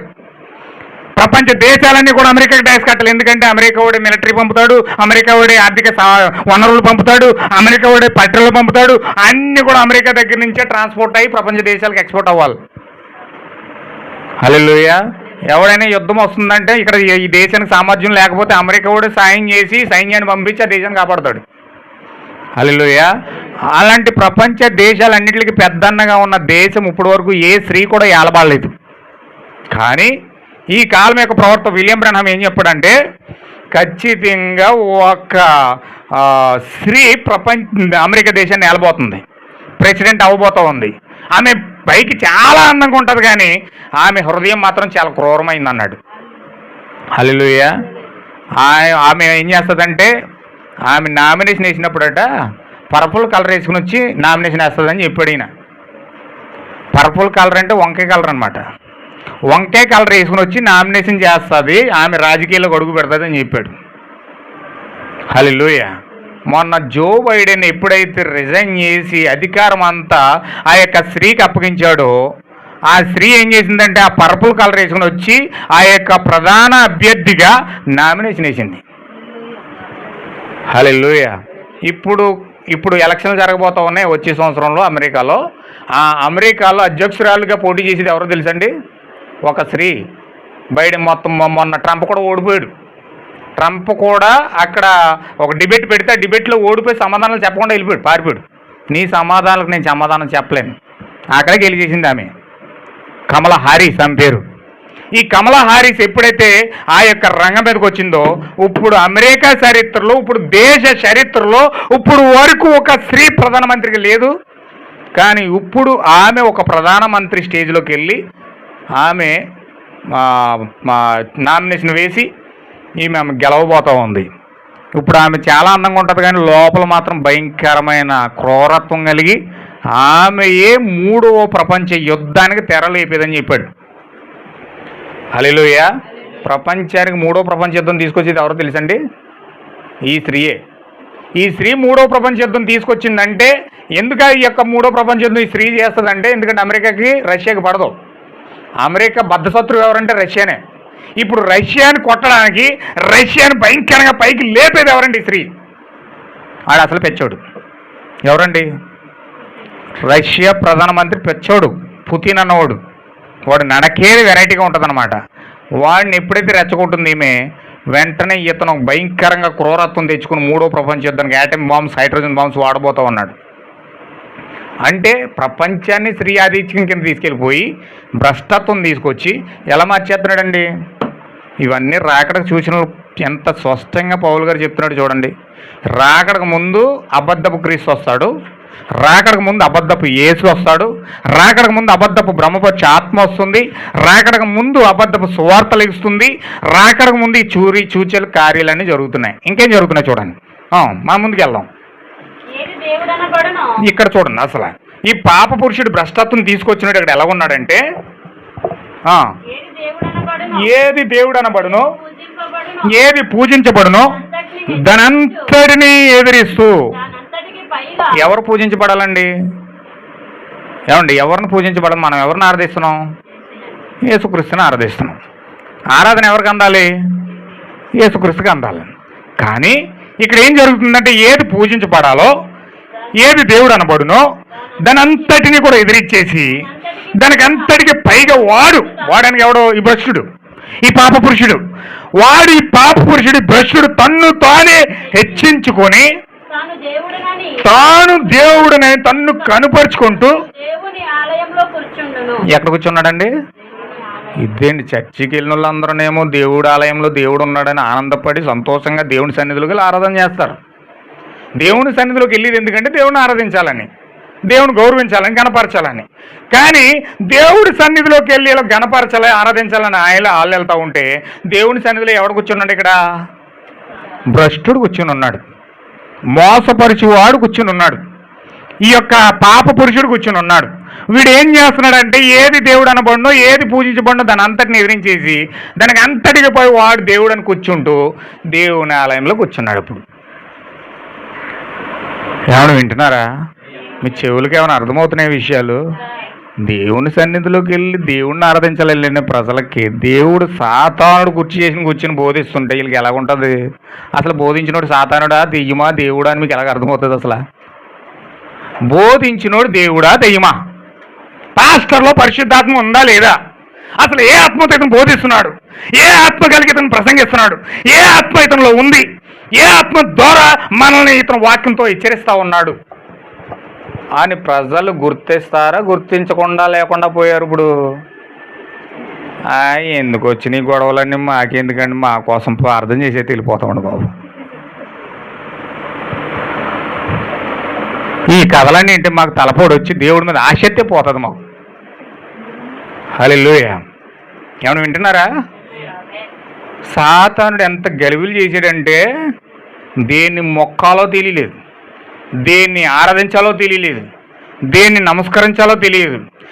ఎంత మభ్యపెట్టి గందరగోళం గురి చేసి పెచ్చోని చేసేసి అసలు దేవుడు ఎక్కడున్నాడో మనిషి ఏంటో తెలియని అయోమయమైన పరిస్థితుల్లో పెట్టి ఎవరి జీవితం ఏంటి అర్థం కాకుండా ఉంచేసి అయోమయ పరిస్థితులు ఎంటెట్టయితే ఇతను ఏం చేయాలో తెలియక వెళ్ళి బ్రాందీ షాపులు కూడా కూర్చుంటున్నాడు. వెళ్ళి మనసు పిచ్చెక్కిపోయి మతి స్థిమితం లేకుండా ఏం ఆలోచించాలో ఏం చెయ్యాలో ఎలా ముందుకు వెళ్ళాలో తెలియక బ్రాందీ షాపులు కూడా కూర్చొని కొంచెం తాగైతే మత్తులో ఈ బాధ అంతా మర్చిపోవచ్చు. ఏం చేస్తుందంటే ఎందుకు వచ్చిన బాధరా బాబు శుభ్రంగా సీరియల్ మీద సీరియల్ చూసేస్తూ ఉంటుంది. అందులో ఎవరన్నా ఈమెకి తగినట్లుగా ఏదన్నా బాధాకరమైన సన్నివేశం వచ్చిందనుకోండి, ఈ హార్ట్కి అది టచ్ అవుతుంది. ఆమె ఏడుతుంటే ఈమె కూడా ఎక్కెక్కి ఏడిచేస్తుంది, ఇక్కడ చీరంతా తడిచిపోతుంది. అంటే ఈమె బాధకి అది టచ్ అయిపోయింది. అత్తకోళ్ళు కొట్టుకున్నారు, ఇక్కడ అత్తకోళ్ళు ఉంటారు. ఆ అత్తగారు లాగానే ఏమి ప్రవర్తిస్తూ ఉంటుంది, ఆ కోడలాగానే ఏమి ప్రవర్తిస్తూ ఉంటుంది. కోడలకు వచ్చేది, అత్తగారికి వచ్చేది, అత్తగారికి వచ్చేది. హల్లెలూయా.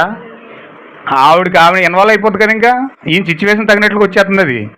ఇంకా అందులో బాగా ఇన్వాల్వ్ అయిపోయి ఇంకా సీరియల్ ఎప్పుడు వస్తుందని నెక్స్ట్ ఎపిసోడ్ కోసం 1000 కొలత తిరుగుతారు వీళ్ళు. నెక్స్ట్ ఏం జరిగిందో ఆవిడ ఆ ఇంట్లో కరెంటు పోతే ఆ కరెంటు పోయే సమయానికి ఆ పక్కింట్లో ఇన్వర్టర్ ఉందనుకోండి, ఈ ఇల్లు వదిలేసి ఆ ఇంట్లోకి వెళ్ళిపోతారు. నిజమండి. హల్లెలూయా. ఇది అంటే ఈ యొక్క మానసిక వ్యాధుల్ని వారు తృప్తిపరచుకోవడం కోసం కొంతమంది సినిమాలకి బానిస అవుతారు, కొంతమంది కోడి పందాలకు బానిస అవుతారు, కొంతమంది గుండాటకు బానిస అవుతారు, కొంతమందికి ఈ రకరకాల వేష్యాలంట పోతూ ఉంటారు, కొంతమందికి రకరకాల టెక్నాలజీలు వచ్చేసినాయి, కొంతమంది రకరకాలుగా దానికి అట్రాక్ట్ అయిపోయి ఇంట్లో భర్త ప్రేమించడు, భర్త ప్రేమ ఆమెకు దొరకదు. ఈమె ఏం చేస్తుందని పక్కండి చూసుకుంటుంది. ఆయన ఏం చేస్తాడంటే అయ్యి బాబు నువ్వు లేకపోతే నేను బతకలేను, నువ్వే నా జీవం, నువ్వే నా బ్రతుకు, నువ్వే నా శాశ్వతం, నీ భర్త ఎవరో నిన్ను ఎలాగ బాగా చూసుకోవట్లేదు, నేనే నిన్ను చూసుకుంటాను. అతని దగ్గర ప్రేమ దొరికేసరికి ఈ భర్త ప్రేమ అంతా మర్చిపోయి భర్తను వదిలిపెట్టేసి ఈమె ఆతగాడంటే ఈమె వెళ్ళిపోతుంది. భార్య దగ్గర ఈమెకి సంతోషం దొరకట్లే. ఈయన ఏం చేస్తాడు, భార్యను పక్కనెట్టేసి ఎవరో ఒక అందగత్తి దొరుకుతుంది, ఎవరో ఒక వేశ్య దొరుకుతుంది, ఆ వేశ్య దగ్గరికి వెళ్ళి ఆ వేశ్య ఒడిలో పడుకుని అబ్బా నువ్వు ఉంటేనే నా జీవితం, ఇంకా మా ఆవిడ దగ్గర దొరకలేని సుఖమంతా నీ దగ్గరే దొరుకుతుంది. హల్లెలూయా. ఎంతమందికి అర్థమవుతుంది అన్నమాట? అంటే సాతానుడు ఎలా ఎరవేస్తున్నాడో చూడండి. అంటే ఇక్కడ ప్రేమ దొరకకపోతే ఇంకెక్కడో ప్రేమ వెతుక్కునేలాగా, ఇక్కడ మంచి దొరకకపోతే ఇంకెక్కడో మంచి దొరికేలాగా. అంటే నీ హృదయమునకు ఏదైతే ఆకట్టుకుంటుందో, నీ హృదయం ఏదైతే హత్తుకుంటుందో దాన్ని దగ్గర తీసుకొచ్చి పెట్టి దాని వైపు ఆకర్షిస్తాడు. సాతానుడు తెలివింతో చూడండి, వాడు ఎంత టాక్టిక్గా మీ ముందు వాడబడతాడు చూడండి. అంటే నీకు ఏది కొలువు ఉందో అది ముందు నీ ముందెడతాడు. చాలామంది చూడండి దేనికోసం ఆలోచిస్తారు, దేనికోసం ఆలోచిస్తారు. ఆ దేనికోసమే ఆలోచించినప్పుడు అదే వచ్చి ముందు ఉంటుంది. వీడు చాలా బాధలో ఉంటాడు, ఏడుస్తూ ఉంటాడు, యూట్యూబ్ ఆన్ చేస్తాడు. ఆ యూట్యూబ్ ఆన్ చేసినప్పుడు వాడికి వచ్చి బాధాకరమైన పాటలు వస్తాయి. మళ్ళీ మంచి పాటలు, సంతోషంగా ఉండే పాటలు రావు. ఆడి పైకెట్టికోలే బాధాకరమైన పాటలు వస్తాయి. ఎవరు పంపుతున్నారు అయ్యి? మరి ఆ టైంలో నవ్వించేవి ఏమైనా రావచ్చు కదా, లేకపోతే ఆహ్లాదపరిచేది ఏదో రావచ్చు కదా, లేకపోతే మంచిగా ఉండే బాధ రావచ్చు కదా. కానీ అవి రావు, అన్నీ కూడా అయ్యి వస్తాయి. కొంతమంది ఈ మధ్యలో స్టేటస్లు చూసే బాగా అలవాటు ఎక్కువ ఉంది. హల్లెలూయా. వాడు ఏ సమస్యతో బాధపడుతున్నాడు, ఒక స్టేటస్ వస్తాడు, ఏదో బాధ అట్టుకుంటుంది, దాన్ని నెక్స్ట్ స్టేటస్ చూస్తే అదే వస్తుంది, మళ్ళీ దాన్ని నెక్స్ట్ చూస్తే అదే వస్తుంది, ఇంకా అవన్నీ అయ్యే వస్తూ ఉంటాయి. అంటే ఎవరు పంపుతున్నారు ఇవి? అంటే దీన్ని బట్టి ఈమె ఉపశమనం పొందుతుందంటే ఇంకా ఎక్కువ ఇస్తే ఇంకా ఉపశమనం పొందుతుంది, ఇంకా ఎక్కువ ఇస్తే ఇంకా దేవుడికి దూరమైన దగ్గరకు వచ్చేది. ప్రేమించినోడు ఏం చేస్తాడంటే భర్త ఉంటాడు, ఆ భర్త సరిగ్గా పట్టించుకోడు. ఈయన ఏం చేస్తాడంటే జాగ్రత్తగా ఫస్ట్ రోజు గులాబీ పువ్వు ఎత్తాడు, కొంచెం చూసి నవ్విందనుకోండి నెక్స్ట్ రోజు చీర వస్తుంది, ఇంకా కొంచెం నవ్విందనుకోండి నెక్స్ట్ రోజు ఒక బంగారం చైన్ ఉంగరం వస్తుంది. హల్లెలూయా. అంటే ఇదేం చేస్తున్నాడు, ఆమెను ఇన్స్పైర్ చేస్తున్నాడు. ఈయన ఇన్స్పైర్ ఎందుకు చేస్తున్నాడంటే ఏదో క్షణంలో ఏదో ఒక ఆశ చూపి ఆమె ఏం చేస్తాడంటే వీడి శరీరాన్ని కోరతాడు, వీడి వీడికి ఏం కావాలి అసలు? శరీరం కావాలి. శరీరం కోసం వీడు ఏం చేస్తాడంటే చిన్న చిన్న గిఫ్ట్లతో మొదలెట్టి పెద్ద గిఫ్ట్లు ఇస్తాడు. అప్పుడు హల్లెలూయా. సాతానుడు కూడా అలాగే చిన్న చిన్ని పట్టుకొచ్చి నీకు పెద్దది వేస్తాడు నీ శరీరం లోపలికి రావడానికి, పాతాళం తీసుకెళ్ళడానికి. వాడు టాక్టిక్స్ మైండ్ అది. వాడు చాలా తెలివిగా వాడతాడు. ప్రజలను ఆ విధంగా మభ్యపెట్టు, ఏ కులంలో ఉన్నా, ఏ మతంలో ఉన్నా, ఏ యొక్క ప్రాంతంలో ఉన్నా, ఏ కార్యాలు చేస్తున్నా రకరకాలుగా వారి విధానాల్లో సాతానుడు ఒక టాక్టిక్స్ మైండ్తో ప్రజలను మభ్యపెట్టి మోసం చేస్తున్నాడు. హల్లెలూయా. దీన్ని తెలియక ప్రజలు ఏం చేస్తారంటే దానికి బానిస అయిపోయి ఇంక ఇది లేకపోతే నేను లేను అన్నట్టు అయిపోతారు. హల్లెలూయా. ఎంతమందికి అర్థమవుతుంది? ముందేసి కూడా ఆడే, లోపలికి వెళ్ళి పీకేసేది కూడా ఆడే, ముందు నేర్పించేది వాడే, లోనికి వెళ్ళి అయిపో నువ్వు తాగకపోతే చచ్చిపోతారా అంటాడు. నిజంగా చచ్చిపోతానేమో నీడు తాగెత్తాడు వెళ్ళి. హల్లెలూయా. ఎంతమందికి అర్థమవుతుందండి? సాతాను యొక్క మైండ్ సెట్ అలా ఉంటుందండి. పేకాటకి, జూదానికి అలవాటు చేసేస్తే ఇంట్లో ఉన్న వస్తువులన్నీ అమ్మేసైనా సరే తీసుకెళ్ళి ఎందులో పెట్టలేసి అవి వాడేస్తారు. వాడు ఎలాగా లోపల సంతృప్తి అవుతున్నాడు అన్న సంగతి చూస్తున్నాడు, కానీ వెనకాల భవిష్యత్తు ఏమవుతుంది, వెనకాల సర్వనాశనం ఏ విధంగా కుటుంబం అస్తవ్యస్తం అయిపోతుంది, నా జీవితాన్ని ఎలా పాడు చేసుకుంటున్నాను, నా జీవితాన్ని ఎలా నాశనం చేసుకుంటున్నాను, ఎక్కడికి నా జీవితాన్ని తీసుకెళ్తున్నాను అన్న మాట ఆలోచన కానీ సాతాను వాడి మధ్యలోకి రాకుండా వాడు కేవలం చేసే పనులు బట్టి సంతృప్తి అయ్యేలాగా సాతాను మోసం చేస్తూ ఉంది. దేవునికి మహిమ కలుగును గాక. క్రైస్తవంలోకి వస్తే వాడు ఒక మతం కిందకి వెళ్తాడు. మతం కిందకి వెళ్ళి చర్చి కింద ఉంటాడు.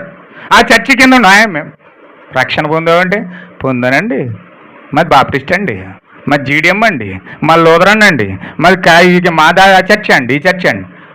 మరి నీవు పరిశుద్ధాత్మ పొందుకున్నావా? తెలీదండి, మాకు తెలీదండి. అదేంటమ్మా మరి రక్షణ పొందానండి, పాస్టర్ గారు తీసుకెళ్ళి మా అన్న అక్కడ ముంచేసారండి, అయిపోయిందండి. మరి పరిశుద్ధాత్మ పొందుకున్నావా? తెలీదండి. హల్లెలూయా. వాక్యం ఇదమ్మా, సత్యం ఇది, దేవుడు స్థాపించిన పునాది ఇది, దేవుడు స్థాపించిన సంఘం ఇది, ఇదని చెప్తే అవన్నీ మాకు తెలియదండి, అవన్నీ మాకు అర్థం కావట్లేదండి. ఏది చిన్న పిల్లోడికి అట్టిపండు ఒలిచి నోట్లో పెట్టినట్టుగా వాక్యం వివరించి అర్థమయ్యేది చెప్పినా మాకు అర్థం కావట్లేదండి. ఎలా చేసేసాడంటే సాతాను కనీసం వాక్యము బహిరంగంగా వచ్చి యేసుక్రీస్తు వాళ్ళ ముందు ఉండి ఆయన ఏం చేస్తున్నాడంటే యెషయా చెప్పాడు. ఒక్క లేఖనం మేము ముందు చదివిస్తాను. యెషయా గ్రంథం 35:4 చదవండి. నేను ముగిస్తాను, చాలా టైం అయింది, నేను వచ్చే వారం కంటిన్యూ చేస్తాను. యెషయా గ్రంథం 35:4 తత్తరిల్లు హృదయముతో ఇట్లనుడి, భయపడక ధైర్యముగా ఉండుడి, ప్రతి దండన చేయుటకై నీ దేవుడు వచ్చిచున్నాడు. దేవుడు చేయదగిన ప్రతీకారం ఆయన చేయును. ఆయన వచ్చి తానే మిమ్మును, ఎవరండి? దేవుడు వచ్చంట ఆయనే మనం రక్షిస్తానని చెప్పాడు. ఎంతమందికి అర్థమవుతుందన్నమాట? ఇప్పుడు దేవుడు భూమిపైకి వచ్చినప్పుడు అండి చాలా జాగ్రత్తగా వినాలి. మీ చెవులన్నీ నా వైపే ఉండాలి, మీ గురు అంతా నా వైపే ఉండాలి. దేవుడు భూమిపైకి వచ్చినప్పుడు అంట భూమి మీద ఏ కార్యాలు జరగాలో యెషయా ఇక్కడ చెప్తున్నాడు. యేసుక్రీస్తు భూమిపైకి రాకముందు 800 సంవత్సరాల క్రితమే యెషయా ప్రవచించాడండి. ఏమని ప్రవచించాడంటే యెషయా భూమిపైకి వచ్చి యేసుక్రీస్తు భూమిపైకి వచ్చినప్పుడు, మెస్సియా భూమిపైకి వచ్చినప్పుడు ఇలాంటి కార్యాలు చేస్తాడు అని చెప్పాడు. వింటున్నారండి? యేసుక్రీస్తు భూమిపైకి వచ్చినప్పుడు ఈ కార్యాలు చేయాలి అని యెషయా ప్రవచించాడు. ఇప్పుడు యేసుక్రీస్తు భూమిపైకి వచ్చినప్పుడు ఏ కార్యాలు చేయాలి చదవండి. ఇప్పుడు మెస్సియా అనే యేసుక్రీస్తు భూమిపైకి వచ్చినప్పుడు గుడ్డివారి కన్నులు తెరవ చేయాలి, చెవిటి వారు వినపడేటట్లుగా చెయ్యాలి, కుంటివారు దుప్పు వలె గంతులు వేసుకుంటూ నడిచేటట్లుగా చెయ్యాలి, మోగవారు మాట్లాడాలి.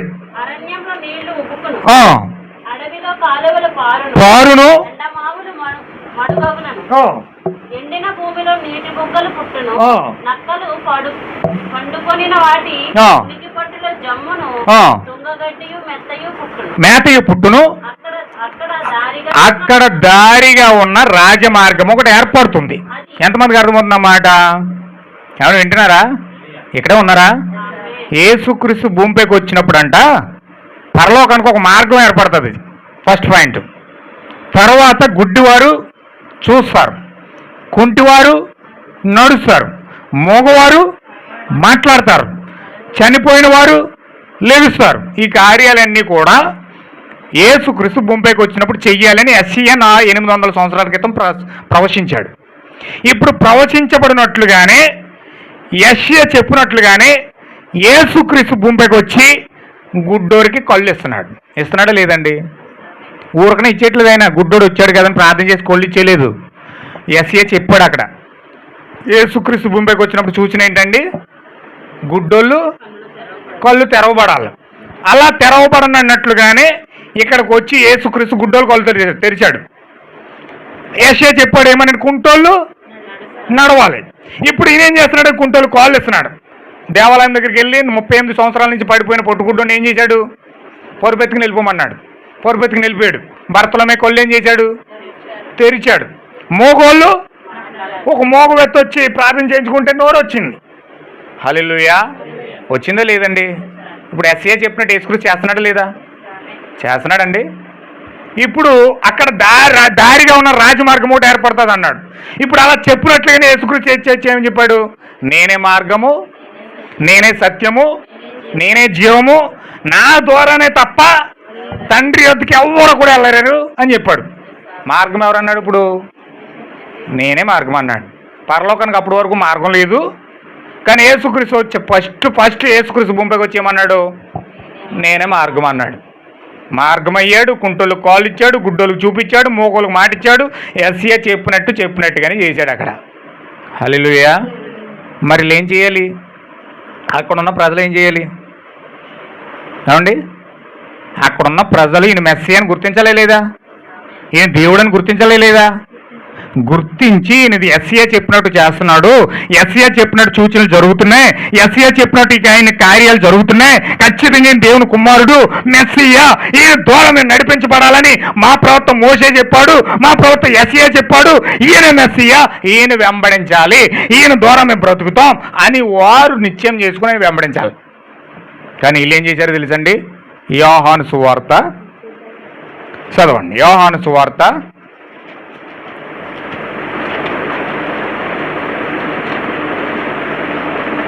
10వ అధ్యాయము. యోహాను సువార్త 10వ అధ్యాయము చదువుదాం.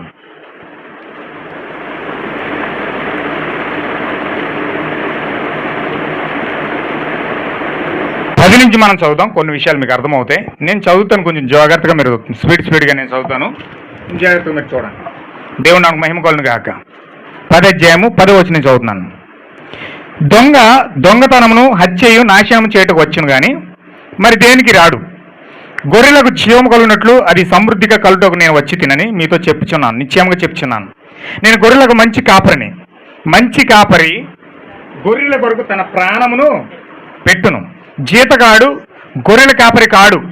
కనుక గొర్రెలు తన కాలమందున తోడేలు వచ్చుట చూసి గొర్రెలను విడిచిపెట్టి పారిపోను. జీతాలు తీసుకున్న పాస్టర్లు ఉంటారు కదండి, వాళ్ళు ఏం చేస్తారంటే సేవలకు డైరెక్ట్గా రారు, దేవుడు పిలుపుని బట్టి రారు.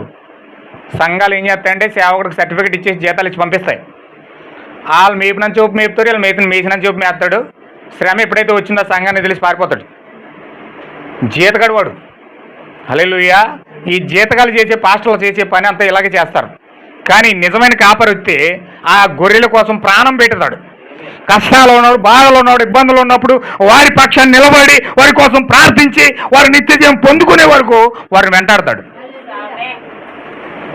ఇలా నాకు బాధ పెట్టారు కదా, నన్ను ఇబ్బంది పెట్టారు కదా, నన్ను ఇలా చేశారు కదా, నన్ను అలా చేశారు కానీ వదిలి వెళ్ళిపోడు.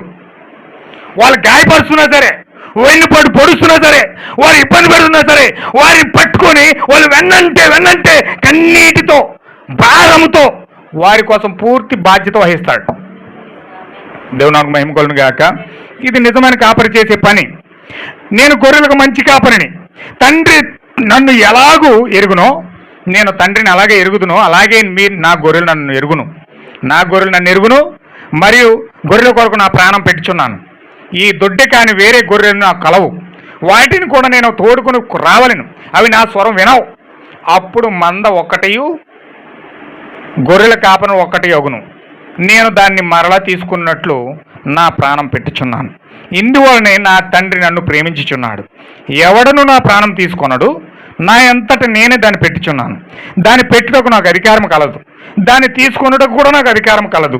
నా తండ్రి వాళ్ళని ఆజ్ఞ పొందిదిన నేను. ఈ మాటను బట్టి యూదుల్లో మరలా భేదం పుట్టాను. వారికి ఆయన మాట్లాడినప్పుడల్లా ఏమవుతుందండి? భేదం వస్తుంది, కోపం వస్తుంది, అసూయ వచ్చేస్తుంది, ఎప్పుడు కొట్టేద్దామని చూస్తున్నారు వాళ్ళు.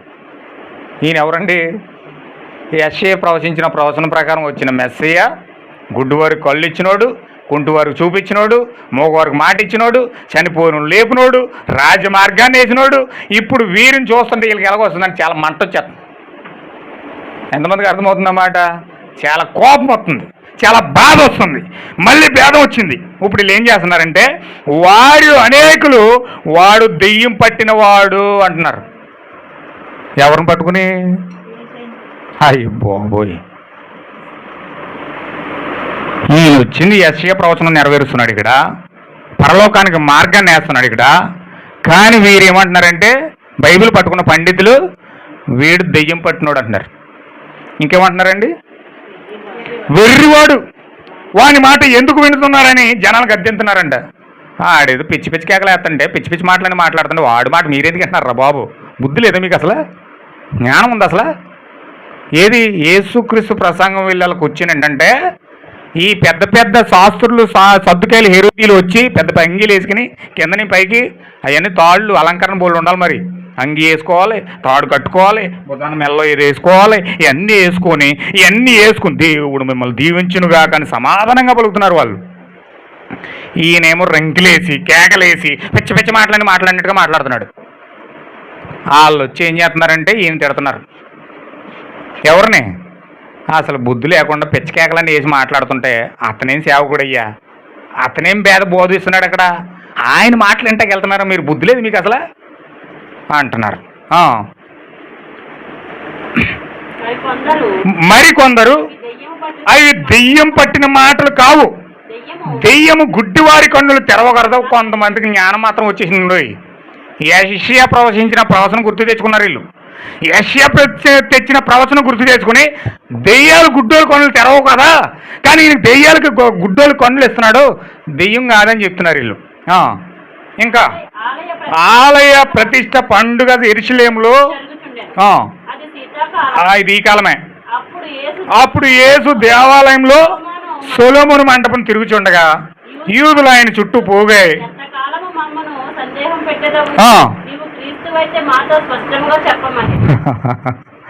హల్లెలూయా. ఏమన్నా వింటున్నారా? అర్థమవుతుందండి. ఆయన వాళ్ళ మధ్యలో కుంటోళ్ళకి కాళ్ళు ఇస్తున్నాడు, గుడ్డోళ్ళకి చూపిస్తున్నాడు, మోగోళ్ళకి మాట ఇస్తున్నాడు, చనిపోరులు లేపుతున్నాడు, మార్గాన్ని ఏర్పాటు చేసి నేనే మార్గం అన్నాడు. ఏది ప్రవక్తలు ప్రవచించిన ప్రవచనాలు ఏం చేస్తూ ఉంటే అది చూడకపోయి, అది నమ్మకపోయి, అది పక్కన పెట్టేసి ఎంతకాలం మాకు తలపోటయ్యా బాబు, నువ్వు క్రీస్తు అయితే మాకు స్పష్టంగా చెప్పొచ్చు కదా, ఎంతకాలం ఇలా మమ్మల్ని ఏడిపిస్తావు నువ్వు ఏంటి? అప్పటికి కూడా అర్థం కాలేదు వాళ్ళకి. ఏం వెతుకుతున్నారు? ఏం బైబిల్ అర్థమవుతుంది? ఏ గ్రంథంలో ఏ వాక్యాలు వాళ్ళు చూశారు? ఏ శాస్త్రం వాళ్ళకి అర్థమైంది? వాళ్ళు బైబిల్ పండితులు కదా, యెషయా ప్రవచించిన ప్రవచనం చదివారు కదా, దాన్ని బట్టి ఈయన గుర్తించాలి కదా.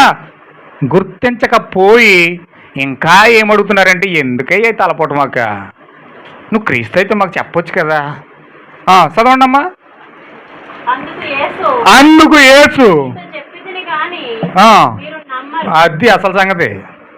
ఆల్రెడీ మీకు చెప్పాను, ఆల్రెడీ నేను నా తండ్రి చేసిన క్రియలు చేస్తా ఉన్నాను, అయినా మీరు నమ్మరు.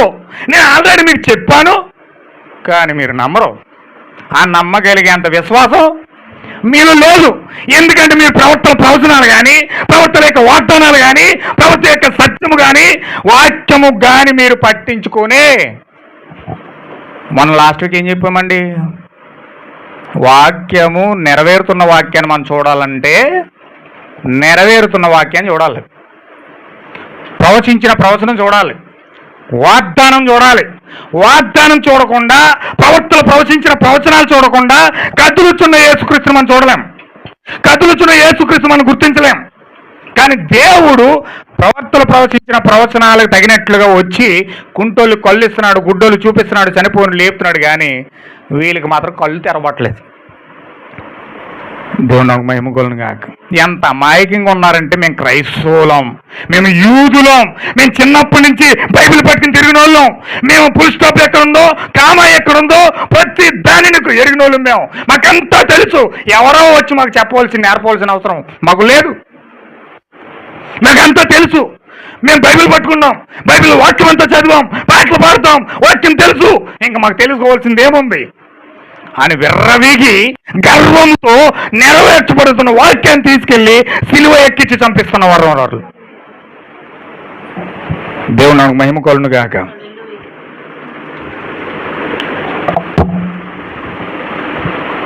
వారు తెలుసన్న భ్రమలో ఉన్నారు, కానీ కదులుచున్న యేసుక్రీస్తుని చూసే విశ్వాసం లేదు వాళ్ళకి. ఎంత భయానకమైన కార్యం అండి ఇది. క్రైస్తవులు ఇలాంటి గుడ్డితనంతో ఉన్నారండి. ఇప్పుడు ఈరోజు అనేకమైన వేల సంఘాలు ఉన్నాయి, కానీ లక్షల సంఘాలు ఉన్నాయి, కానీ లక్షల పాస్టర్లు ఉన్నారు, కానీ క్రీస్తును చూసే కన్నులున్న సేవకులు ఈరోజు మరుగైపోయారండి. దేవుడు నాకు మహిమ కలుగును గాక. కదులుచున్న క్రీస్తును చూసే కన్నులు గల వాళ్ళు లేరు ఈరోజు.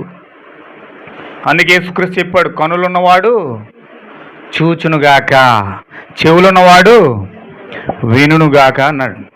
అంటే ఖచ్చితంగా మనకు ఆత్మీయమైన కన్నులు ఉంటేనే ఇప్పుడు ఆయన నెరవేరుస్తున్నాడు. వీళ్ళు ఏమంటున్నారు చూడండి, 25వ వచనంలో, అందుకు యేసు మీతో చెప్పాను కానీ మీరు నమ్మలేరు. నేను నా తండ్రి నామమును చేయించిన క్రియలను గూర్చి నన్ను గూర్చి సాక్ష్యమిస్తున్నాయి. అయితే మీరు నా గొర్రెలలో చేరిన వారు కారు కనుక మీరు నమ్మరు. అది అసలు సంగతి. మీరు మేకల్లాగా ఉన్నారు, మీరు గాడిదలాగా ఉన్నారు, మీరు కుక్కలాగా ఉన్నారు, మీరు నక్కలాగా ఉన్నారు, మీరు తోడేళ్ళలాగా ఉన్నారు, కానీ మీరు గొర్రెలు కాదు. గొర్రె స్వభావం మీరులో లేదు. నా గొర్రెలు నా స్వరం వింటాయి, మేకలను చూడండి. గొర్రెలు కాపరి వెళ్తున్నాడు అనుకోండి, దేవునికి మహిమ కలుగును గాక. ఏమన్నా వింటున్నారా? గొర్రెలు కాపరి వెళ్తున్నాడు అనుకోండి, కాపరి ఎప్పుడు కూడా గొర్రెల ముందు నడుస్తాడు. మీరు గమనించారు ఎప్పుడైనా? గొర్రె కాపరి ముందు వెళ్తున్నాడంటే గొర్రెలు వెనకాల వెళ్ళిపోతాయి. ఆయన అగ్నిలో నుంచి వెళ్తున్నాడంటే ఈ గొర్రెలు కూడా అగ్ని నుంచి దూకెళ్తాయి. అదే మేకను నడిపించండి, కాపరి కనుక అగ్నిలో నుంచి దూకాడు అనుకోండి, మేక అగ్ని నుంచి ఇలా తేగుడుకొని ఇలాగ వచ్చేస్తుంది. హల్లెలూయా. దేవుడు నాకు మహిమ కలుగును గాక.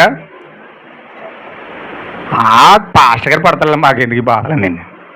ఆయన అయితే శక్తివంతుడు, ఆయన అయితే అన్నీ ఉన్నాడు కాబట్టి ఏం పర్లేదు. ఆయన దూకేసి వెళ్ళిపోయాడు, కాలిపోయిన పర్లేదు, దేవుడు రక్షించేస్తాడు. మనల్ని ఎవరు రక్షిస్తాడు? మనకు అలా కుదరదు అని జాగ్రత్తగా అయితే ఏం చేస్తాడంటే పక్కన వెళ్ళిపోతాడు. అంటే పాస్టర్ గారిని ఫాలో అవడినా, దేవుని యొక్క స్వరాన్ని ఫాలో అవడినా, దేవుని యొక్క చిత్తాన్ని ఫాలో అవడినా నిజమైన కాపరి ప్రభువు యేసుక్రీస్తు అయి ఉన్నాడు. అందుకే యేసుక్రీస్తు అన్నాడు, నా గొర్రెలు నా స్వరం ఏంటి అన్నాడు. నిజమైన విశ్వాసి వాక్యాన్ని వెంబడిస్తాడు, సంఘాలను కాదు, చర్చలను కాదు, దేవుని ఫాలో అవుతాడు. వాక్యం ఏం చెప్పిందో, సత్యం ఏం చెప్పిందో, దేవుడు ఏ వాక్యం అయితే ఇచ్చాడో, ఏ సంఘం అయితే ఇచ్చాడో, ఏ బాధ అయితే ఇచ్చాడో, ఏ సిద్ధాంతం అయితే ఇచ్చాడో దాన్ని వెంబడిస్తాడు. కానీ ఈ అవిశ్వాసం ఏం చేస్తాడు? సిద్ధాంతాలను వెంబడిస్తాడు, సంఘాలను వెంబడిస్తాడు.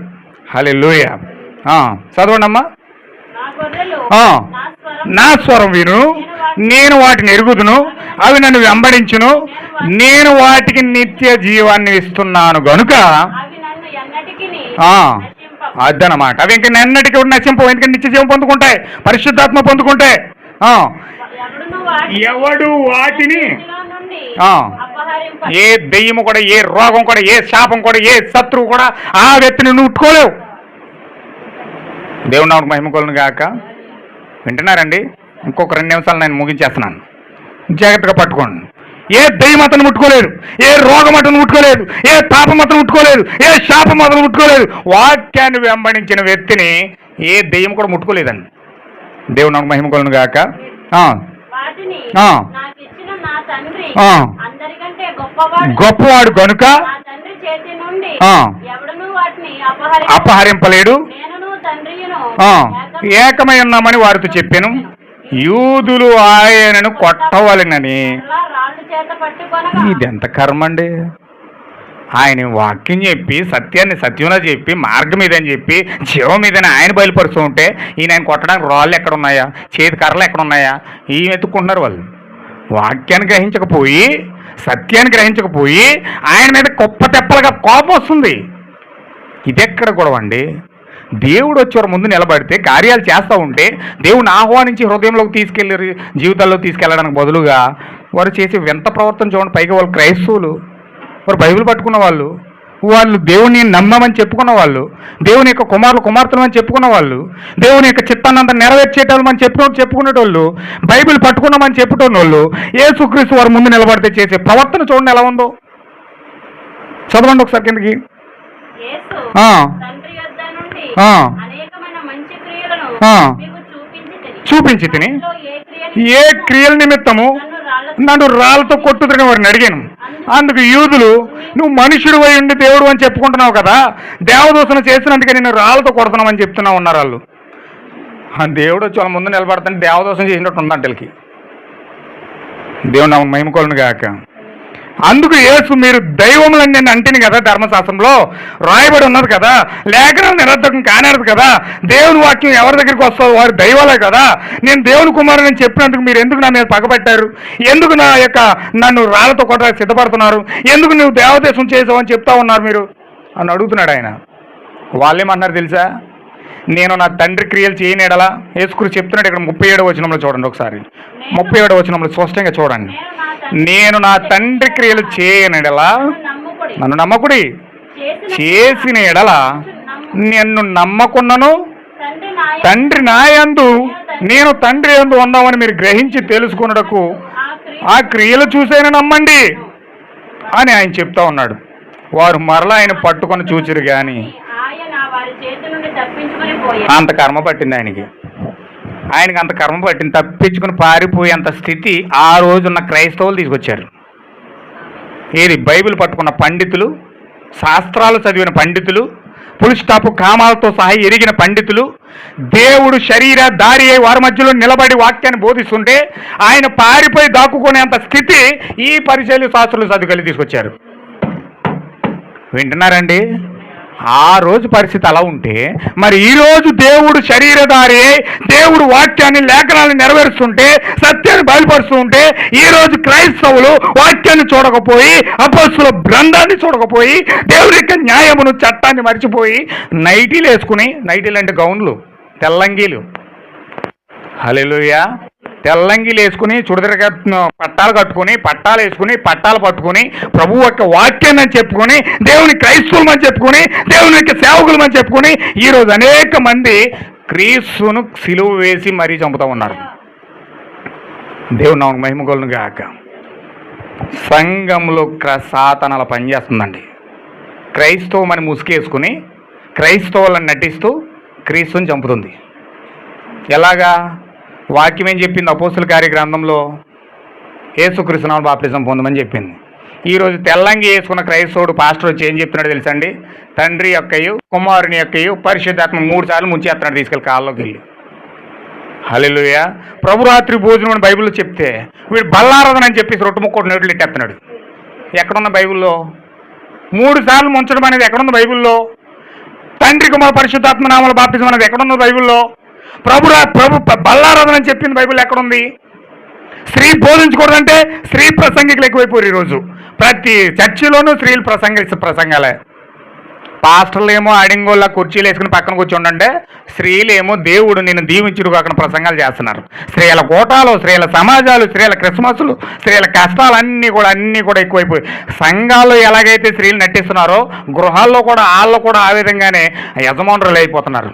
ఇక్కడ యేసుక్రీస్తు సంఘం యజమానులు అయిపోయింది, సంఘాల్లో గృహాల్లో కూడా వాళ్ళ యజమానులు అయిపోయారు. హల్లెలూయా. ఏ స్పిరిట్ నడిపిస్తుంది? ఏ ఆత్మలు నడిపిస్తుంది? చూడండి ఎంత భయంకరంగా కార్యాలు వెళ్తూ ఉన్నాయో. ఒకళ్ళ పాదాలు ఒకళ్ళు కడుక్కోమంటే ఈరోజు సంఘాల్లో చేసింది లేదు. పరిశుద్ధాత్మ బాప్టిజం పొందుకోమంటే అసలు ఉందో లేదో కూడా తెలియదు. కొత్తగా తిరిగి జన్మించాలంటే అసలు దానికోసం వివరణే తెలియదు. దేవుని యొక్క చట్టాన్ని పక్కనెట్టి, అపోస్తుల బోధ పక్కన పెట్టి, అపోస్తుల సువార్త పక్కనెట్టి, దేవుడు శాసించిన విధానం పక్కన పెట్టి వీళ్ళ సొంత కార్యక్రమాలన్నీ చేసుకుంటూ క్రిస్మస్లుంట, లేని క్రిస్మస్లు, లేని లెంటి దినాలు, 40 రోజుల శ్రమకాలాలు బైబిల్లో ఎక్కడున్నాయి అసలు? ఎవడో నిమ్రోజు 40 మంది భార్యలను చేసుకుని చచ్చిపోతే 40 మంది భార్యలు ఒక్కొక్క రోజుని ఒక్కొక్కరు చెప్పి 40 రోజులు ఏడిస్తే ఈరోజు క్రైస్తవులు దాన్ని ఉపవాస ప్రార్థనలకు శ్రమల కాలాలకని తీసుకొచ్చి క్రైస్తవులు పెట్టి చేసేస్తున్నారు. మాలేసిన 40 రోజులు చేస్తున్నాడు, రంజన్ చేసిన 40 రోజులు చేస్తున్నాడు. వాళ్ళు నల్ల బట్టలు వేసుకుంటారు, తెల్ల బట్టలు వేసుకుంటారు, వాళ్ళేమో పచ్చ బట్టలు వేసుకుంటారు. అంతే తేడా, బట్టలు మారుతున్నాయి, కార్యాలే మారట్లే. ఇందులో బాలయేసు ఉన్నాడు, అందులో బాలకృష్ణుడు ఉన్నాడు, ఇందులో మరియమ్మ ఉంది, అందులో దుర్గమ్మ ఉంది, అందులో తండ్రి కుమార పరిశుద్ధాత్మ ఉన్నాడు, ఇందులో బ్రహ్మ విష్ణు మహేశ్వరు ఉన్నారు. ఏం తేడా ఉంది అందులో? ఏం తేడా ఉంది అందులో? వాళ్ళు క్రిస్మస్ చేస్తున్నారు, వీళ్ళు సూర్యదేవుని ఆరాధన చేస్తున్నారు, వీళ్ళు ఈస్టర్ చేస్తున్నారు, వీళ్ళు చంద్రదేవత ఆరాధన చేస్తున్నారు, వీళ్ళు బక్రీద్ చేస్తున్నారు. ఏం తేడా ఉంది అందులో? వాళ్ళ వాళ్ళ ముస్లింలు చంద్రుని ఆరాధిస్తున్నారు, హిందువులేమో సూర్యుని ఆరాధిస్తున్నారు, క్రైస్తవులు నక్షత్రాలను ఆరాధిస్తున్నారు. క్రైస్తవుల ఇంటిపైన ఏమో నక్షత్రాలు ఉంటాయి, ముస్లింల ఇంటిపైన ఏమో చంద్రుడు ఉంటాడు, హిందువుల ఇంటిపైన సూర్యుడు ఉంటాడు. ఏం తేడా ఉంది ఇందులో? అంటే సృష్టికర్తను మరిచి సృష్టిని ఆరాధించడానికి సిద్ధమయ్యారు వీళ్ళు. ఏది వాళ్ళు ఆరాధించేది సృష్టి, వీళ్ళు ఆరాధించేది సృష్టి, వీళ్ళు ఆరాధించే సృష్టి. ఎవరు దేవుడు ఉన్నాడు ఇందులో? బొమ్మలో పేర్లు మారే గాని మతం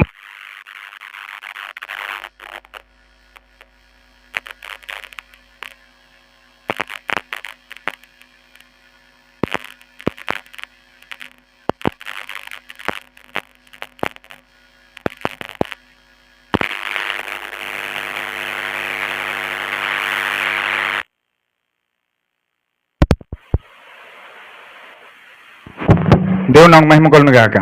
చాతానుడు చాలా ఇబ్బంది పెట్టేస్తున్నాడండి. ఆడికి చాలా బాధ వచ్చేస్తుంది ప్రసంగం ఉంటే. హల్లెలూయా. దేవుడు నాకు మహిమ కొలను గాక. ఇప్పుడు బొమ్మలు పేర్లు అవన్నీ కూడా మారుతున్నాయి, కానీ క్రమం ఒకటి. అంటే ప్రతి మనిషి భూమి మీద ఆరాధించేది ఏంటి? సృష్టిని ఆరాధిస్తున్నాడు. కొంతమంది చెట్లని, కొంతమంది రాయల్ని, కొంతమంది ఏమో తాడుల్ని, కొంతమంది ఏమో చెట్లని. వీళ్ళకి క్రిస్మస్ ట్రీ ఉంటుంది, వాళ్ళకో చెట్టు ఉంటుంది. వీళ్ళకి ట్రీ ఉంది, క్రిస్మస్ చెట్టు. వాళ్ళకి ట్రీ ఉంది. వీళ్ళకి మరియమ్మ ఉంది, వాళ్ళకి అది ఉంది. వీళ్ళకి 40 రోజులు ఉన్నాయి, వాళ్ళకి 40 రోజులు ఉన్నాయి. వీళ్ళకి బ్రహ్మ విష్ణు మహేశ్వరు ఉన్నారు, వీళ్ళకి తండ్రి కుమార పరిశుద్ధాత్మలు ఉన్నారు. అన్నీ ఒకటే కనబడుతున్నాయి. ఏం మారుతున్నాయి ఇందులో? పేరు ఒకటే. నేను క్రైస్తవుడిని, ఇతను క్రైస్తవుడట, ఇతను ఒకటి, అతను ఒకటే. మతాల బట్టి కులాలు బట్టి కొట్టుకుని చచ్చిపోయే వాళ్ళు మనుషులు ఎక్కువైపోయారు, కానీ ఈరోజు నిజదేవుడిని ఆరాధించే మనుషులు లేరు ఇక్కడ. దేవుడు ఎక్కడో ఉన్నాడు, దేవుడు వేరు, దేవుడి స్వాస్యం వేరు, దేవుడి చిత్తం వేరు. సాతాను మాత్రం మొత్తం తిప్పేసి సృష్టిని ఆరాధించేటట్లుగా చేసుకుంది. ఎందుకంటే ఈడే ఒక సృష్టి, సాతానే ఒక సృష్టి. ఎందుకంటే సృష్టి సాతాను కాబట్టి సృష్టికర్తను పక్కనెట్టి సృష్టిని ఆరాధించుకునేటట్లే చేసుకున్నాడు. సాతాను కూడా దేవుని చేత సృష్టించబడిన ఆయుధమాడు, సాతాను కూడా దేవుని చేత సృష్టించబడిన వస్తువాడు. అందుకే సృష్టించబడిన సృష్టికర్తను పక్కన పెట్టి సృష్టిని ఆరాధించుకునేట్లుగా చేసుకున్నాడు. ఎందుకంటే ఆడే దేవుడిగా అయ్యాడు. ఎక్కడ కూర్చున్నాడు ఇప్పుడు? దేవుని ఆలయంలోకి వచ్చి నన్ను ఆరాధించండి రా బాబు, మీరు ఎలా ఏ రూపంలో ఆరాధించినా నాకే వస్తుంది. మీరు ఏ రూపంలో నేను ఆరాధించుకోండి, ఏ సంఘానికైనా వెళ్ళండి, ఏ మతంలోకైనా వెళ్ళండి, ఏ సిద్ధాంతంలోకైనా వెళ్ళండి, అందరూ చేసేది నాకే ఆరాధన. మీరు ఎక్కడికి వెళ్ళినా నాకే వస్తుంది, కంగారు పడకండి. అందరూ నా జేబులోనే ఉన్నారు. దేవుని అనుమహిమకులను గాక. మరి నిజదేవుడిని ఎవరు ఆరాధిస్తున్నారు? నిజదేవుడిని ఆరాధించేది ఎవరు? అందుకే ఈ చివరి కాలంలో దేవుడు ఆ యొక్క నిజమైన వధువును దాచేశాడండి, నిజమైన సంఘం దాచేశాడు. ఆ సంఘానికి సాతానుకే గలిబిలైనట్లుగా, సాతానుకే మతి తిమితం లేనట్లుగా భయంకరంగా దేవుడు తిమ్మిరి బిమ్మిరి చేసి నిజమైన సంఘాన్ని దాచాడు.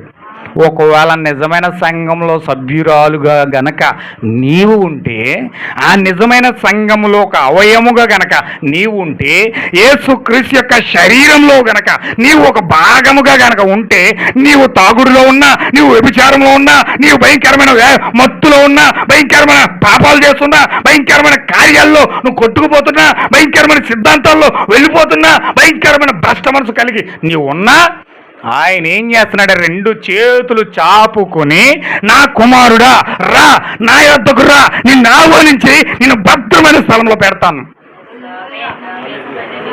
నీ యొక్క బానిసత్వం నుంచి విడిపిస్తాను, నీ పాపం నుంచి విడిపిస్తాను, నీ యొక్క వ్యసనాల నుంచి విడిపిస్తాను, నీ వ్యభిచారం నుంచి విడిపిస్తాను, అన్నిటి నుంచి విడిపించి నిన్ను శ్రేష్టమైన భద్రము కలిగిన స్థలంలో నిన్నుంచి నిన్ను కాపాడే బాధ్యత నాది. దేవుడు నాకు మహిమ కలుగును గాక. నా కనుదృష్టి నీపై నుంచి అనుకుడు. నువ్వు ఏ పాడైపోయినా పర్లేదు, ఏమి నశించిపోయినా పర్లేదు, వ్యభిచారం అయిపోయావా, దొంగలు అయిపోయావా, భయంకరంగా తాగుడికి అలవాటు అయిపోయావా, భయంకరంగా వేష్యం అయిపోయావా, భయంకరంగా కృంగిపోయావా, భయంకరంగా నలిగిపోయావా, రా నా దగ్గరికి, రా నా దగ్గరికి.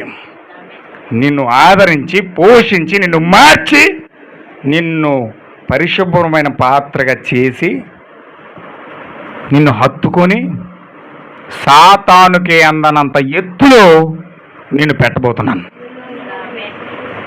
నువ్వు సాతానికి దొరకవు, ఇంకా ఏ రోగానికి దొరకవు, ఇంకా ఏ మరణానికి దొరకవు, ఇంకా ఏ వ్యాధికి దొరకవు, ఇంకా ఏ దెయ్యానికి దొరకవు, ఇంకా ఏ పాతాళానికి దొరకవు, ఇంకా ఏ భూతానికి దొరకవు, ఇంకా ఏ శక్తికి దొరకవు, ఇంకా.